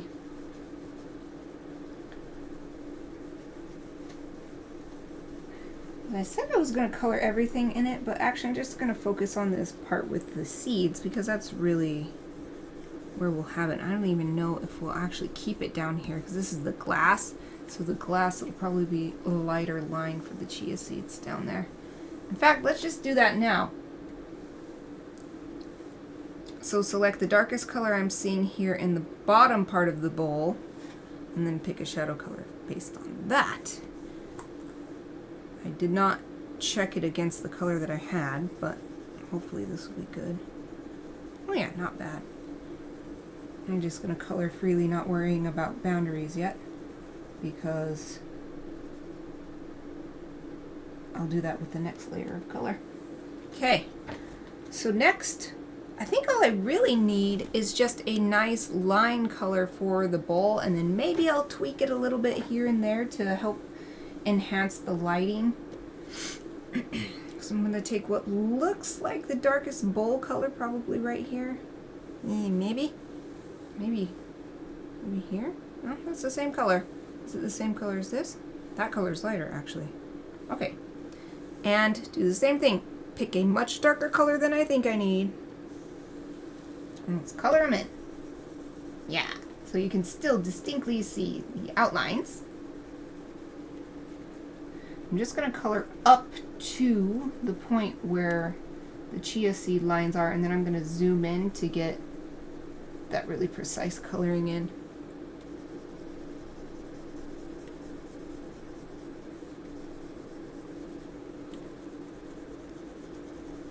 And like I said, there might be some faster way to color this in, but I quite enjoy the physical motion of coloring, so I am doing this the slow way. Okay, so let's zoom in. Zooming in way closer than that one illustrator recommended that we viewers do it, but too bad. I'm coloring way the heck in here. Zooming way in. I love zooming in. It's fun. The only problem is when I let it take over and I get obsessed with the tiniest little pixels. I've got to find the balance. I think I've gotten pretty good at it, actually. It's been a long time since I've really gotten derailed by perfectionism in my digital work.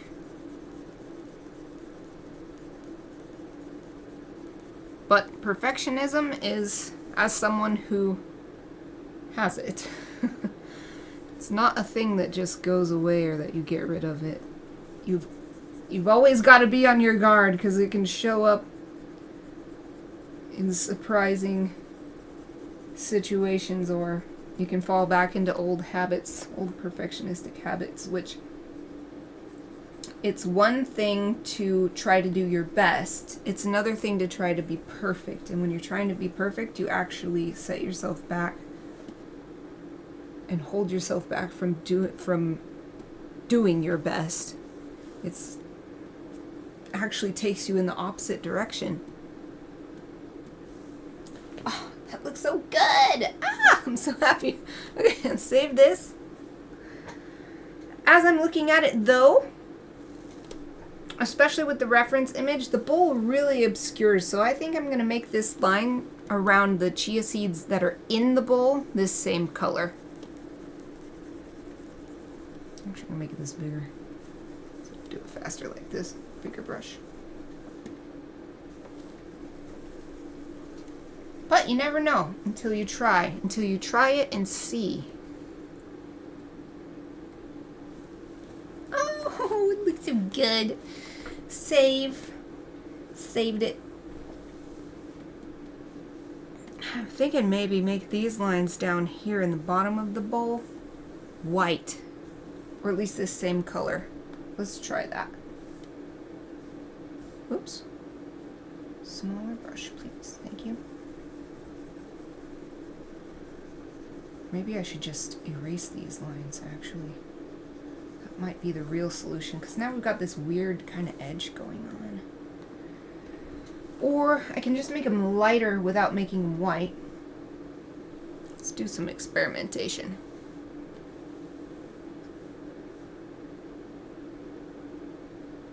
Make them lighter. Oh, that's almost the same color as that outside color next to it. That's not bad though. This effect is not bad. Oh, I don't like that though. Maybe I'll leave that line. I'm gonna leave some of them dark.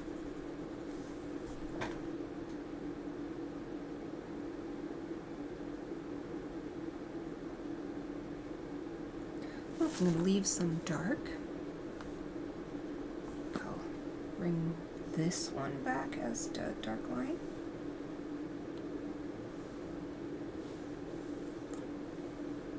Yeah.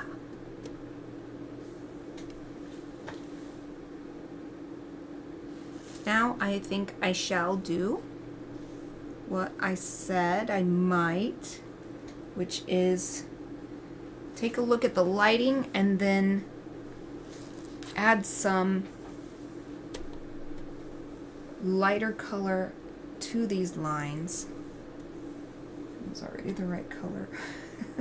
I closed it anyway out of habit. Just to reinforce this highlighting that we're seeing. And we'll even use the soft brush so that it has matching soft edges. This one get bigger though, so even softer edges. The same thing here.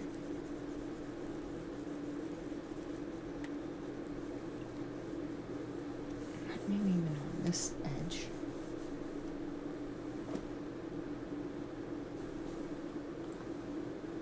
Oh, I ended up getting it on the chia seeds. Gotta be more careful.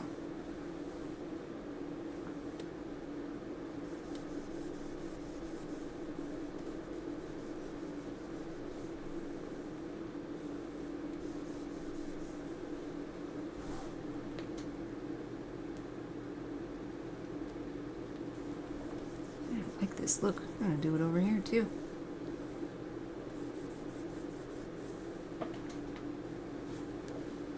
Like that.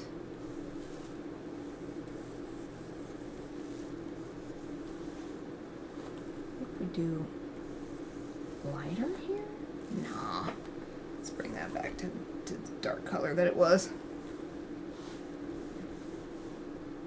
No. Let's leave that dark. Like that. Okay, let's look without the reference image and see what the overall effect is.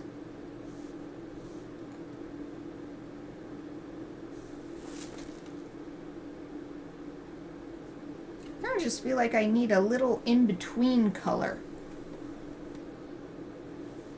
for areas like right here. Oops, went too far. I took it too far.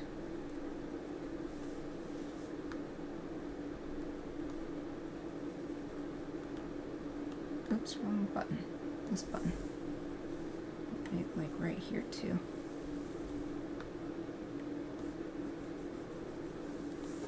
Just soften it up a little bit.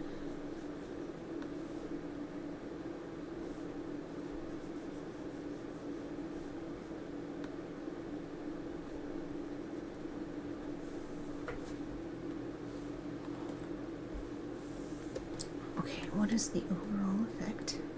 Zoom out.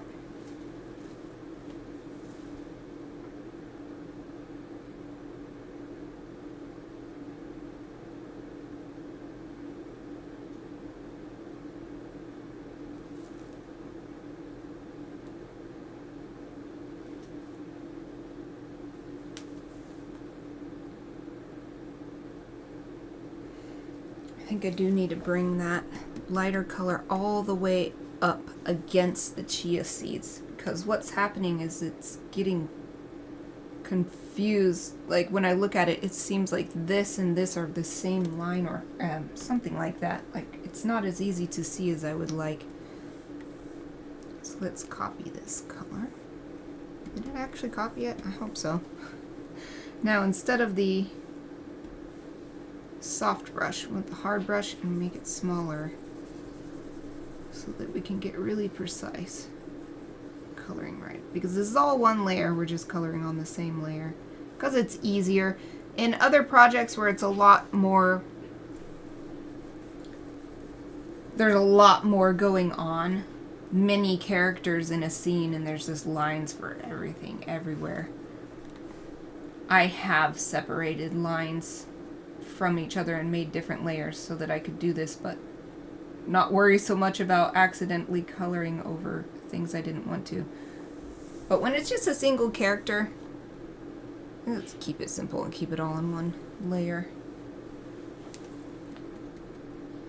I'm making this smaller to see what the effect is, and I think it looks so good. I think it really looks like a glass bowl with some chia seeds in it. It's so cute. I think I just want to do what I did on the gray lines. Do the same thing with these brown ones and add a little highlight to the line itself to reinforce that the lighting is coming from over here. So do same thing, get that really soft, huge brush. Just apply a little top. Actually, I think I'll use the select tool and just select this color. And then I can do it more freely without losing that gray line there. So I'm going to bring it down to this. And let's even take it a little lighter. Just there's a little spot right there. Actually, I think it should be up higher. Hey there. Yeah. Deselect. And let's save. Doing so much work.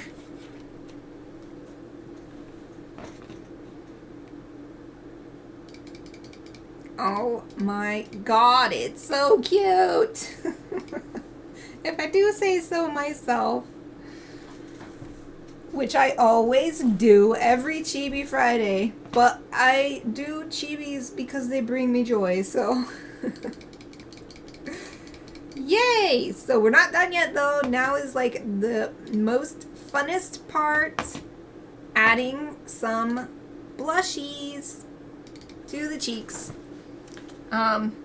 It's funny to think of a bowl having cheeks, but this one does. Okay, so let's get a nice, I like to select a color that's already in here and then choose my blush color from that, but I almost always end up going to about the same blush color that I always use anyway, but something about it makes me feel like I'm helping it match by doing that. Alright, let's start with this one. And I think we already have what we want. I don't know why this flow, I wish the flow didn't always go down when I chose this brush. Anyway, to add, oh no, we want to turn down the opacity. I got distracted by the flow. We want the opacity really light to start.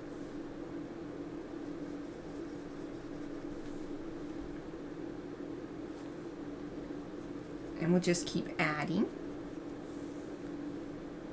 And I think this one is looking brighter because it's on a darker surface. I might end up editing each blush individually, or I might just add a little more blush on this side to help balance it. Now that looks uneven. Confused. Okay, now I'm going to make it a little smaller. Bring it closer to the eye, building up more blushy. I love having the blush right next to the eye. I feel like this is too small. Blushies are too small. I'm going to start again. And I'm going to select the outside of the base. Using my magic wand tool. Oh, I have something that I need to erase here. Oh, I have these things sticking out. Okay, I need to fix this. Okay, we're gonna deselect and layer. This is my one cool trick. Add the stroke of a crazy color. Yeah, look at that. And now we're gonna erase this.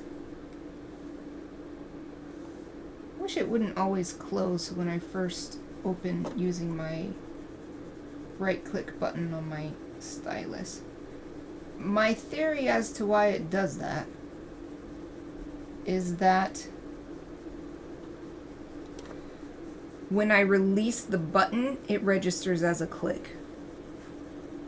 And then next time, I release it more softly because it happened. That's my theory as to why that happens and why it only happens the first time and not the second time. Who knows if that theory is correct though? Because look, just then, it didn't do it. It didn't close the menu immediately after I opened it. I don't understand. Oh well. Okay, so it's alright if it's sticking out a little bit here because this outline is an outline. It's on the outside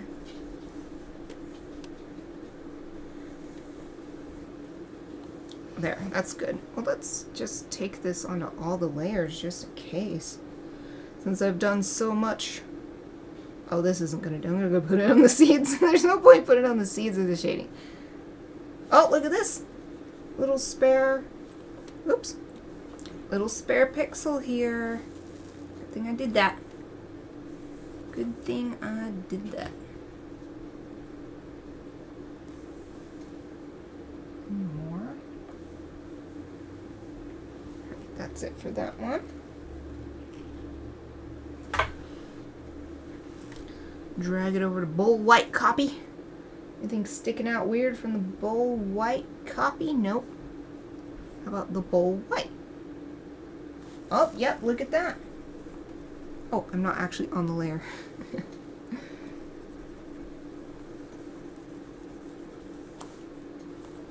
Alright, drag it over to, whoops, no, just drag it. Eye white will probably be fine. Yeah, that's fine. I guess we could check on the lines. Yeah, I didn't get any weird pixels when I was redrawing stuff. Sweet. Okay, so now we can delete this effects layer. Go back to the blushies. No, actually, go back to the base color layer because I was using this to get that outline so that I could use it for when I'm doing the blushies. But now I need to select inverse so that it's selecting the inside part. Now, going back to my brush, got the opacity nice down. Let's get a really huge, soft brush, way bigger than what I was using. The reason why I wanted to do all of that stuff is because, as you can see, it's going to go outside of the lines, and I don't want that to happen. So now, I feel like we need really big blushies for this bowl. So, that actually, I'm really happy with that already. So now doing what I said, making the blushie get closer, closer to the eye. And then we're building up on top so it's also getting more opaque. I feel like I still need like huge. No, that's way too big.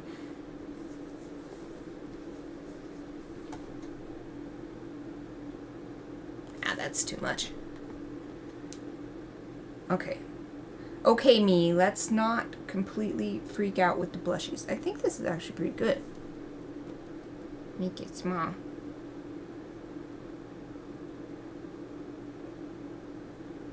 It's pretty good.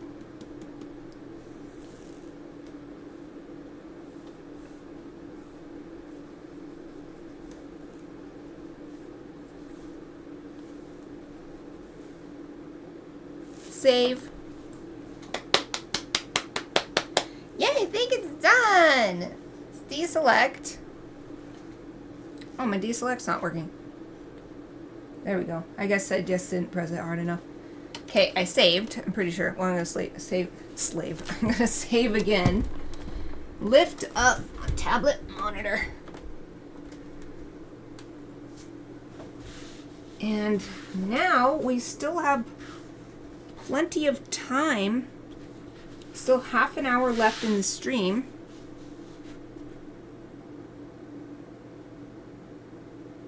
Half an hour left?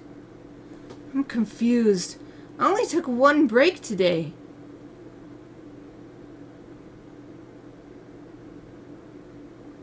Oh, well, I guess it's because I accidentally took a 20-minute break instead of a 10-minute break. So it was about 2:30 when I came back. Okay. So confused. So confused. I'm like, what? What is time?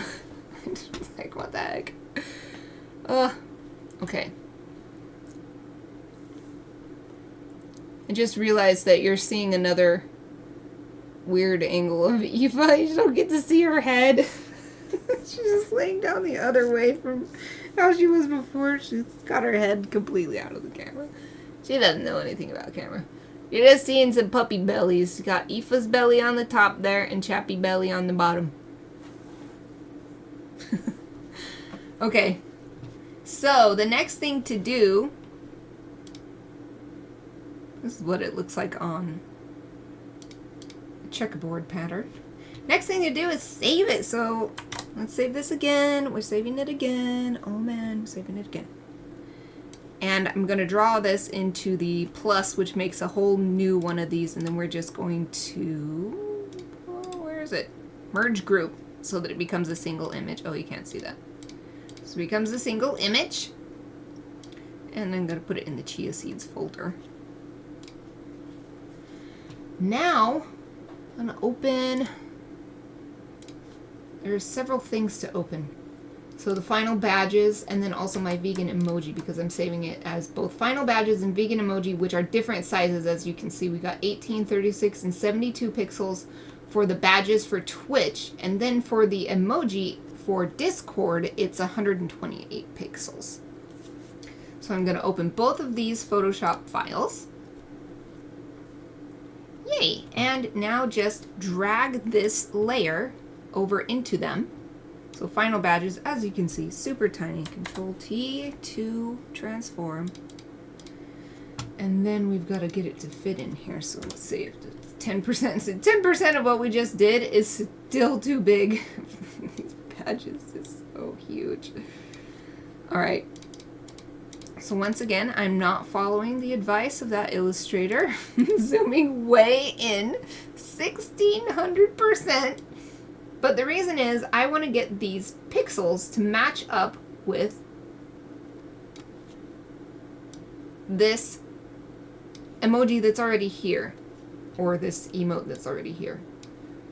So now you can see that this blue line means that it's the same edge as this one. Although maybe there's a wider one. I think the peanut butter is wider. Oh, it saved it. No, peanut butter's not wider. Broccoli? Broccoli is wider, so we can make it wider. I think chickpea might be the one. No, they're at the same. Okay. You know what I should do? I'm going to do it now because I just thought of it. I should just draw some. Okay. This is so much easier. I always make things really hard for myself, and then I realize, oh, I can make it easier. So we're going to draw 3. So let's see. This is 72, so we need to make this 69 pixels. Boop. So that it's 3 pixels in from any given side. So this is 72, 69 this way too. Boom. I don't want to accidentally undo those, so I'm actually going to delete this layer. Yes, and bring it back in. Boop. Okay. Transform. 10%. Still way too huge, but now we've got this great guideline, which it will also snap to, which is awesome. We just bring it down so that it fits either from top to bottom or for left or right. Oh, why won't it snap correctly? Do I not have snap on? Okay, snap is on. Snap, please. Thank you. I had to turn snap off. I have to turn snap off when I do my handwritten messages for my patrons, because then it will snap to the guidelines on the postcards, and then my writing looks ridiculous. There. So we can close. I mean, not close. We can turn those off. Control A to select all, and then use these centering buttons. And then we can just copy this layer style and paste. It's weird to me that paste layer style is not the same height as it is when you're copying. It doesn't make sense to me, but whatever. Okay, so now this one's ready. Deselect, let's save the file. We can zoom out. We don't need it to be so giant anymore. Look at these crosshairs. These crosshairs on here now. Okay. We gotta save it in 3 sizes. So save a copy. We want to save it as a ping, a transparent ping. And all I do is take what's already there and then adjust the name for the file so that I don't have to type the whole thing from scratch. So we've got, now this is Final Badges 6. It's not baby bok choy, it is chia seeds. And 72 pixels is correct, so we'll save that.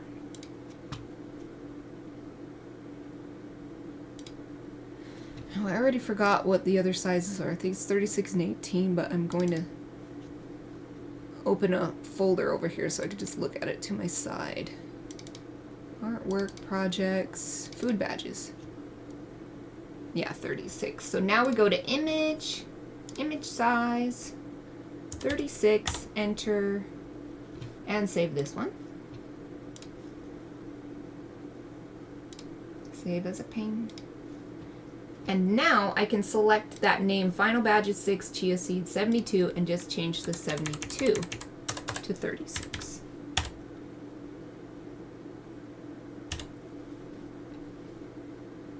And one more time. Image size, 18, right? Yep, change it to 18. So small. It's absolutely minuscule. Save a copy. Ping.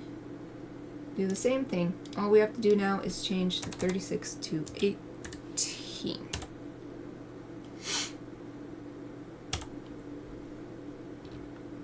Yay! So the next thing I do always, look it in the navigator, look at this thing. This is such cute little eyes. You can't even tell what it is. Anyway, I take these away. Image size, go back from that immediately and save at this point. Because I do not want to save the Photoshop file with everything all super tiny, because then I'll have to redo it all. I might be able to recover a copy, but if I don't realize soon enough, then that recovery copy will be long gone. So, to not have that happen, that's how I do it. So, next, let's apply these to Twitch. Yay! So I'm going to open Twitch in Firefox and get this over into, let's see, it's under Creator Dashboard. I'm getting better at finding it. It's like, it's so hidden. I think it's under Monetization, Subscriptions. Yes, and then Subscriber Badges. It's in a completely different place than the emotes. Anyway, here we can, oh, my thing is so narrow. Okay.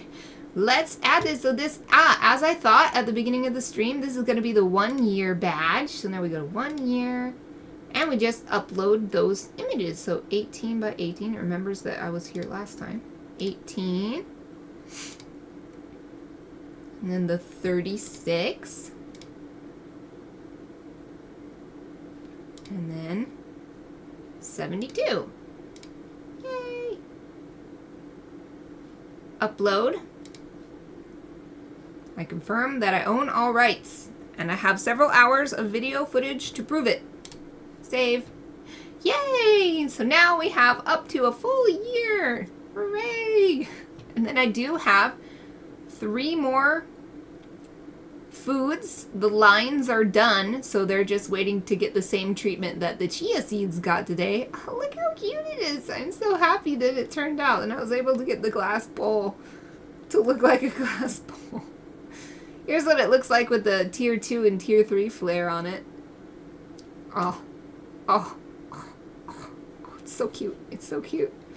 Tier 2 is for tier 2 subscribers, and tier 3 is tier 3 subscribers. So you would get this adorable little hearts that I made all over it. And you can barely tell that it's chia seeds because it's just full of love. Okay, that's good enough. I'll put this back over here. Now, there is one more thing I want to do with this before I move on to the next foods line art with my last 20 minutes of this stream, and that is just save it as emoji size for Discord. So just going to do the same thing. Drag this layer over here. And it's still really huge. Control, transform, and 50%? Yeah, that's still too big. Oh, and let's do the same thing. So hold on, I don't want it to save it a little bigger. Let's do the same thing. So broccoli, I think, is the widest badge I have. Or maybe the tofu. I think they're at the same. Yeah, so it doesn't really matter. Either way, let's drag.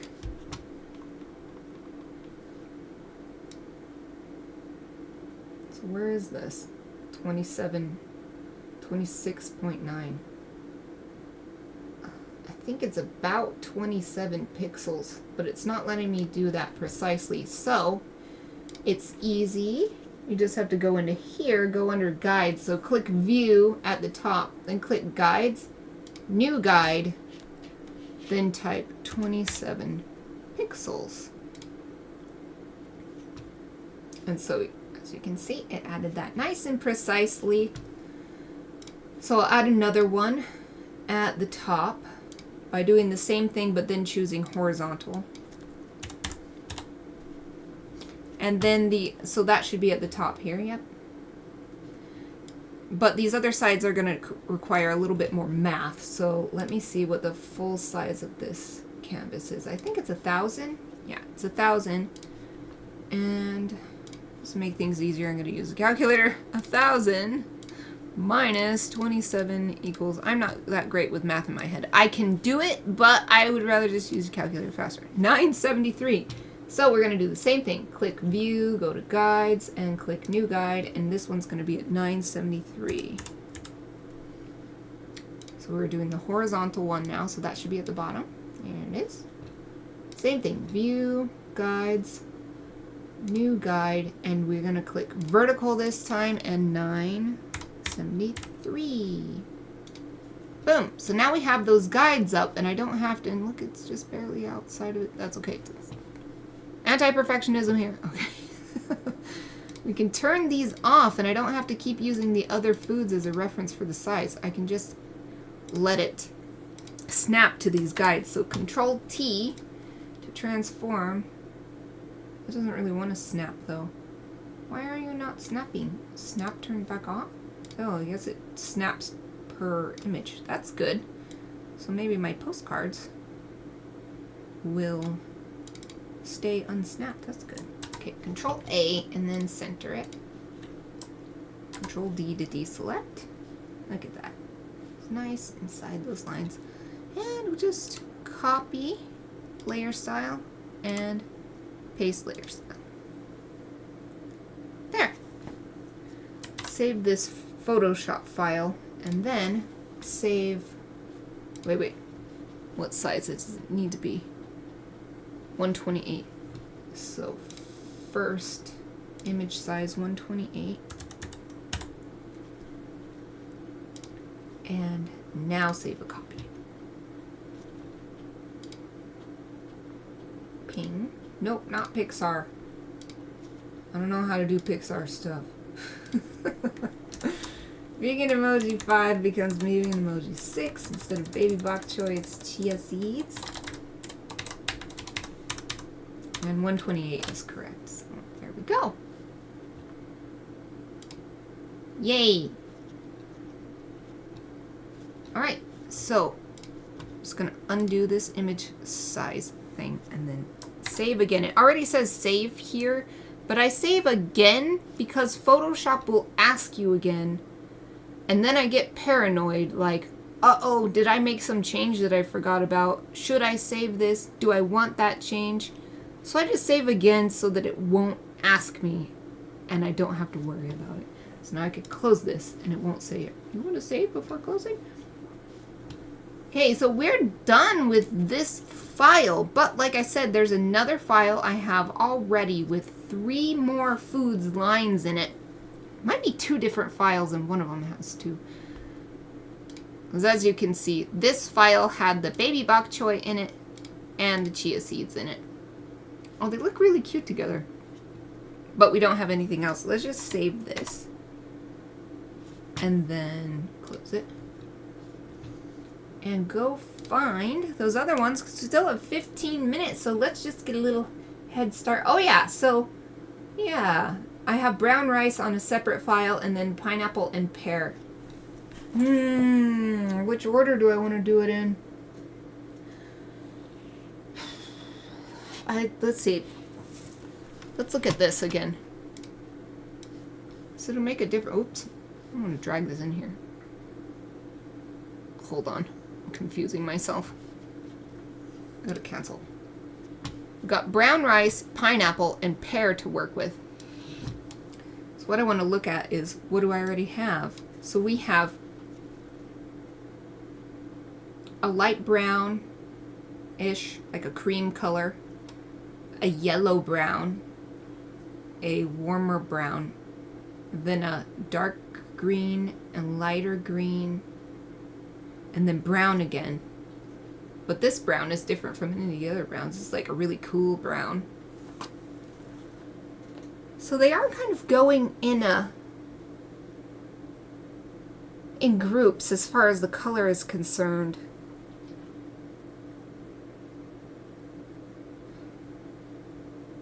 But there's also bowls to think about. The rice one, I've drawn it with the idea of it being served in a white bowl. So it's brown rice served in a white bowl.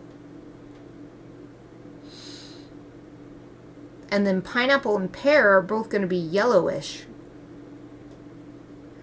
So it seems like, yeah, I should do the brown rice next because they're kind of going in groups. We've got this group of brownish colors, and we've got a little group of green. So if we do the rice next, we'll have a couple browns next to each other, and then we'll have a couple yellows next to each other.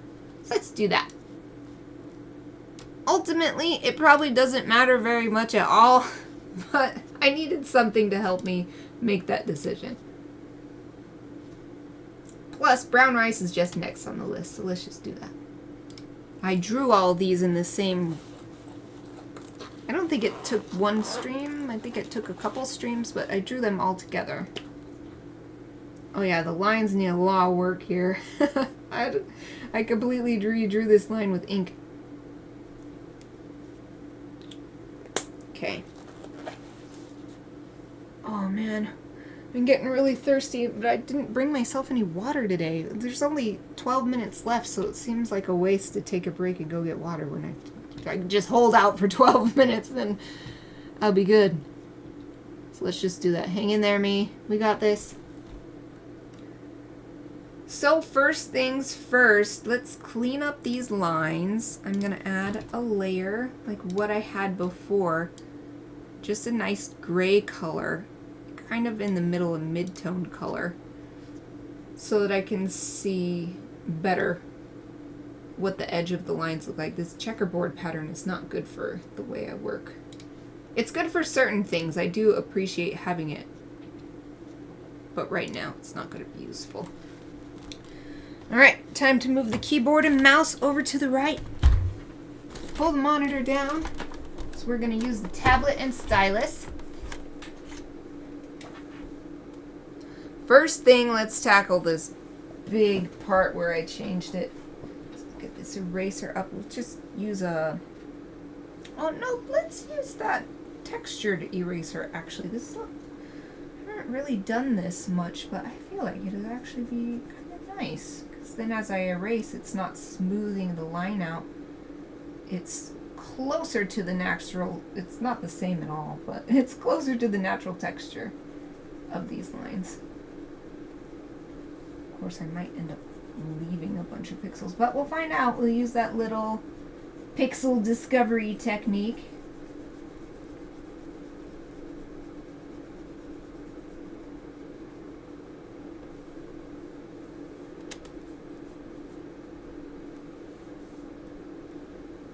Yeah, it's leaving a lot of pixels.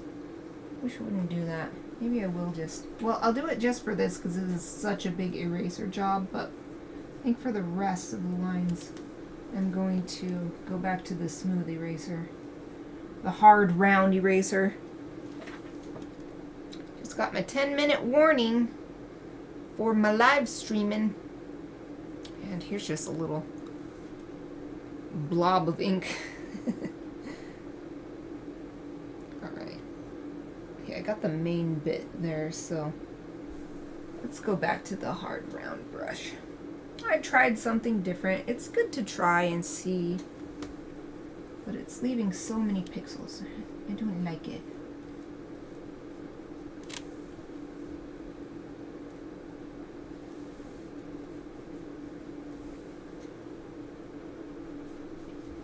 Some of these pixels I'm erasing is just bits of ink that flowed outward onto the into the different texture on the paper. So there's not, how can I say this? Oops. They weren't a mistake. But I still want to smooth them up. Smooth them out. Smooth them up.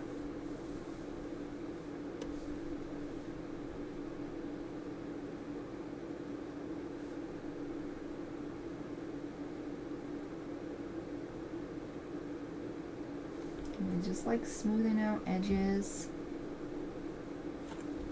Creating more tapering in some places. Like right here, this little bump was where this ink came out of this line, and I don't really want that. Because this bit of rice is meant to be on top of this bit of rice.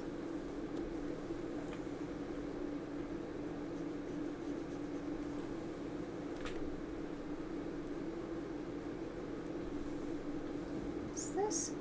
Oh, it's soft. That's why it's weird looking. Okay. I was trying to draw in here, and I'm like, why is it not filling in right?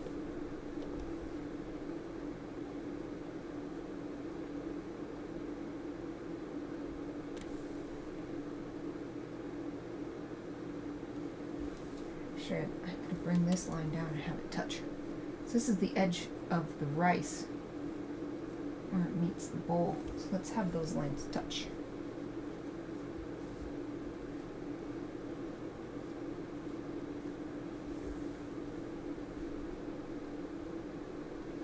Smoothing out the lines sometimes requires erasing away, and sometimes it's better to add.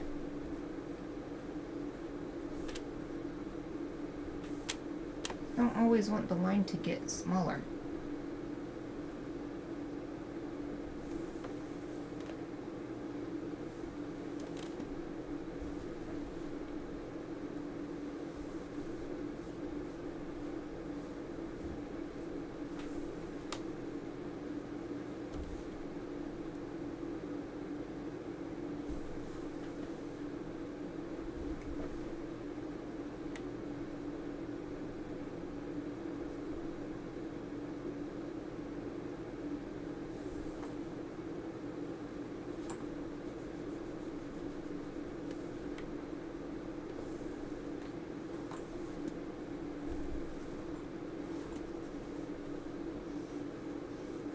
Oh, it's just a stray pixel that I catch with my naked eye.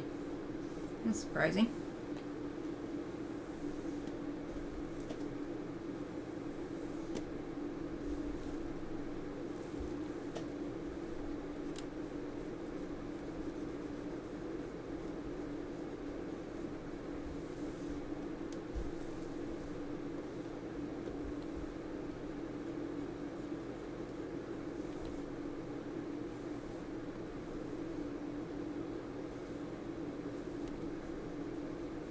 Editing is always my favorite part of any creative project, so this is always so relaxing.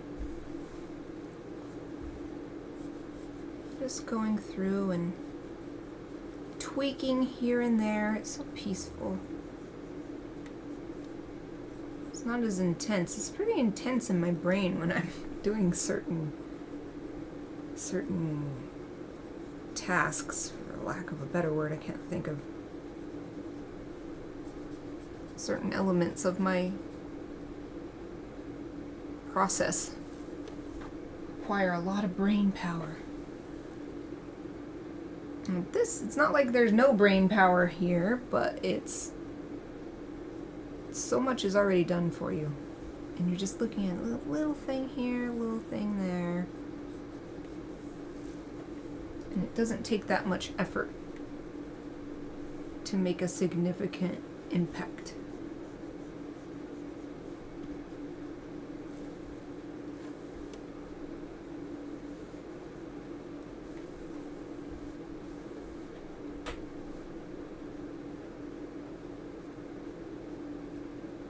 Switching back and forth so much, I think I'm going to start flipping my stylus over.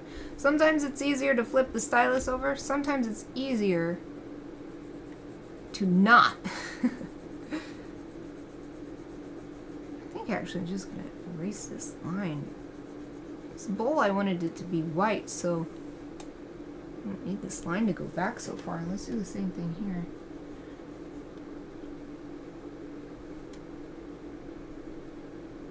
So we can let a lot of the shading do that. Show the rim of the bowl.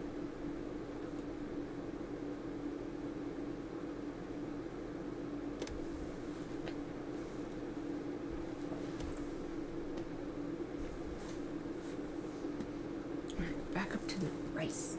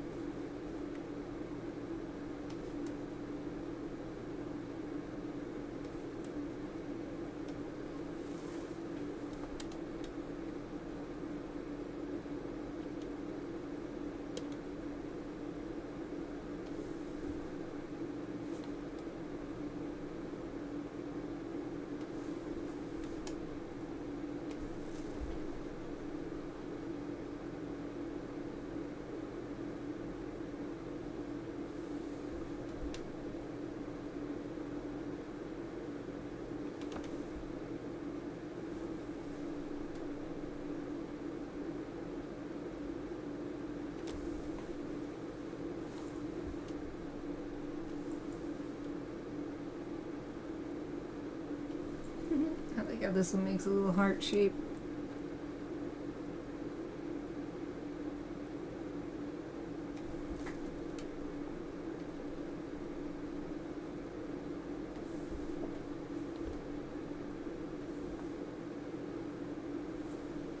Man, I think I'm gonna finish these lines just in time. There's only 3 minutes left.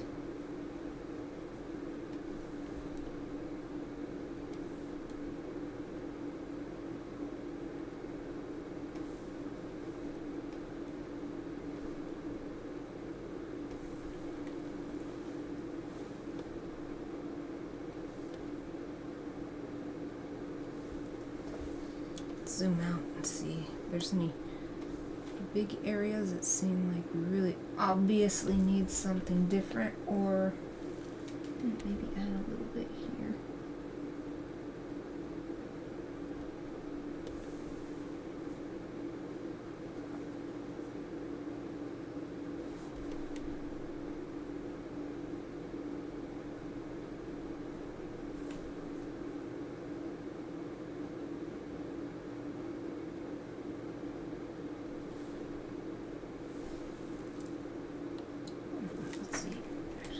A little bit more of this line.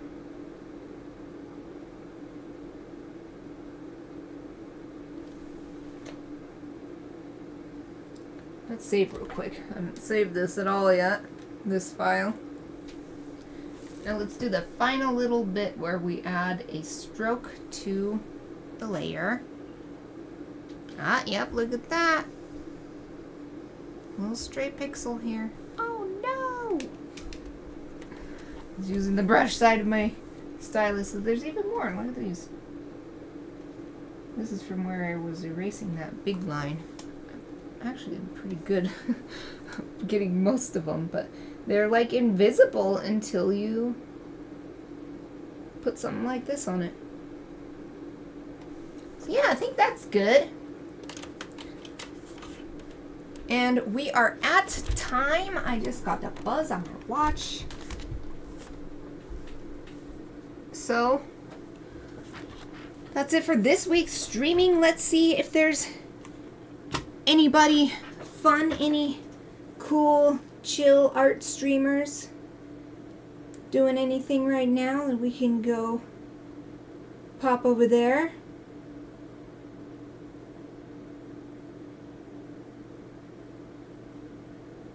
Oh, looks like nobody.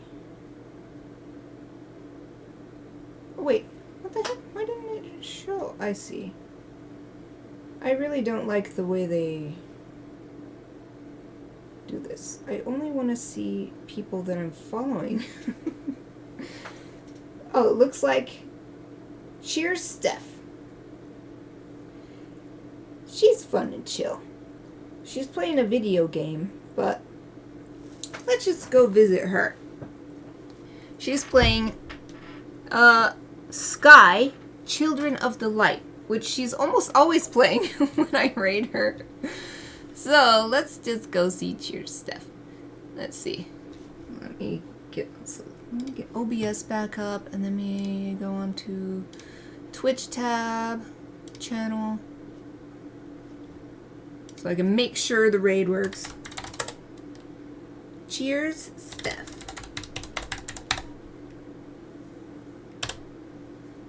Okay. Raid has started. Hooray! So while the countdown is going, let me thank you for joining me today, especially all my lurkers. I appreciate you very much. I'll be back on Wednesday next week, same time as usual, with some more illustration work, working on my Summer Griffin. I hope to see you then. But the raid's ready to go, so let's go! Alright, raid worked. So if you're still on my channel now, or watching the recording later, that's it for me today. That's it for Aoife and Chappie on the stream today. Their first time having their own little puppy cams. Hope you enjoyed it. I'll be back, like I said, next week on Wednesday. Hope to see you then. Thank you for watching.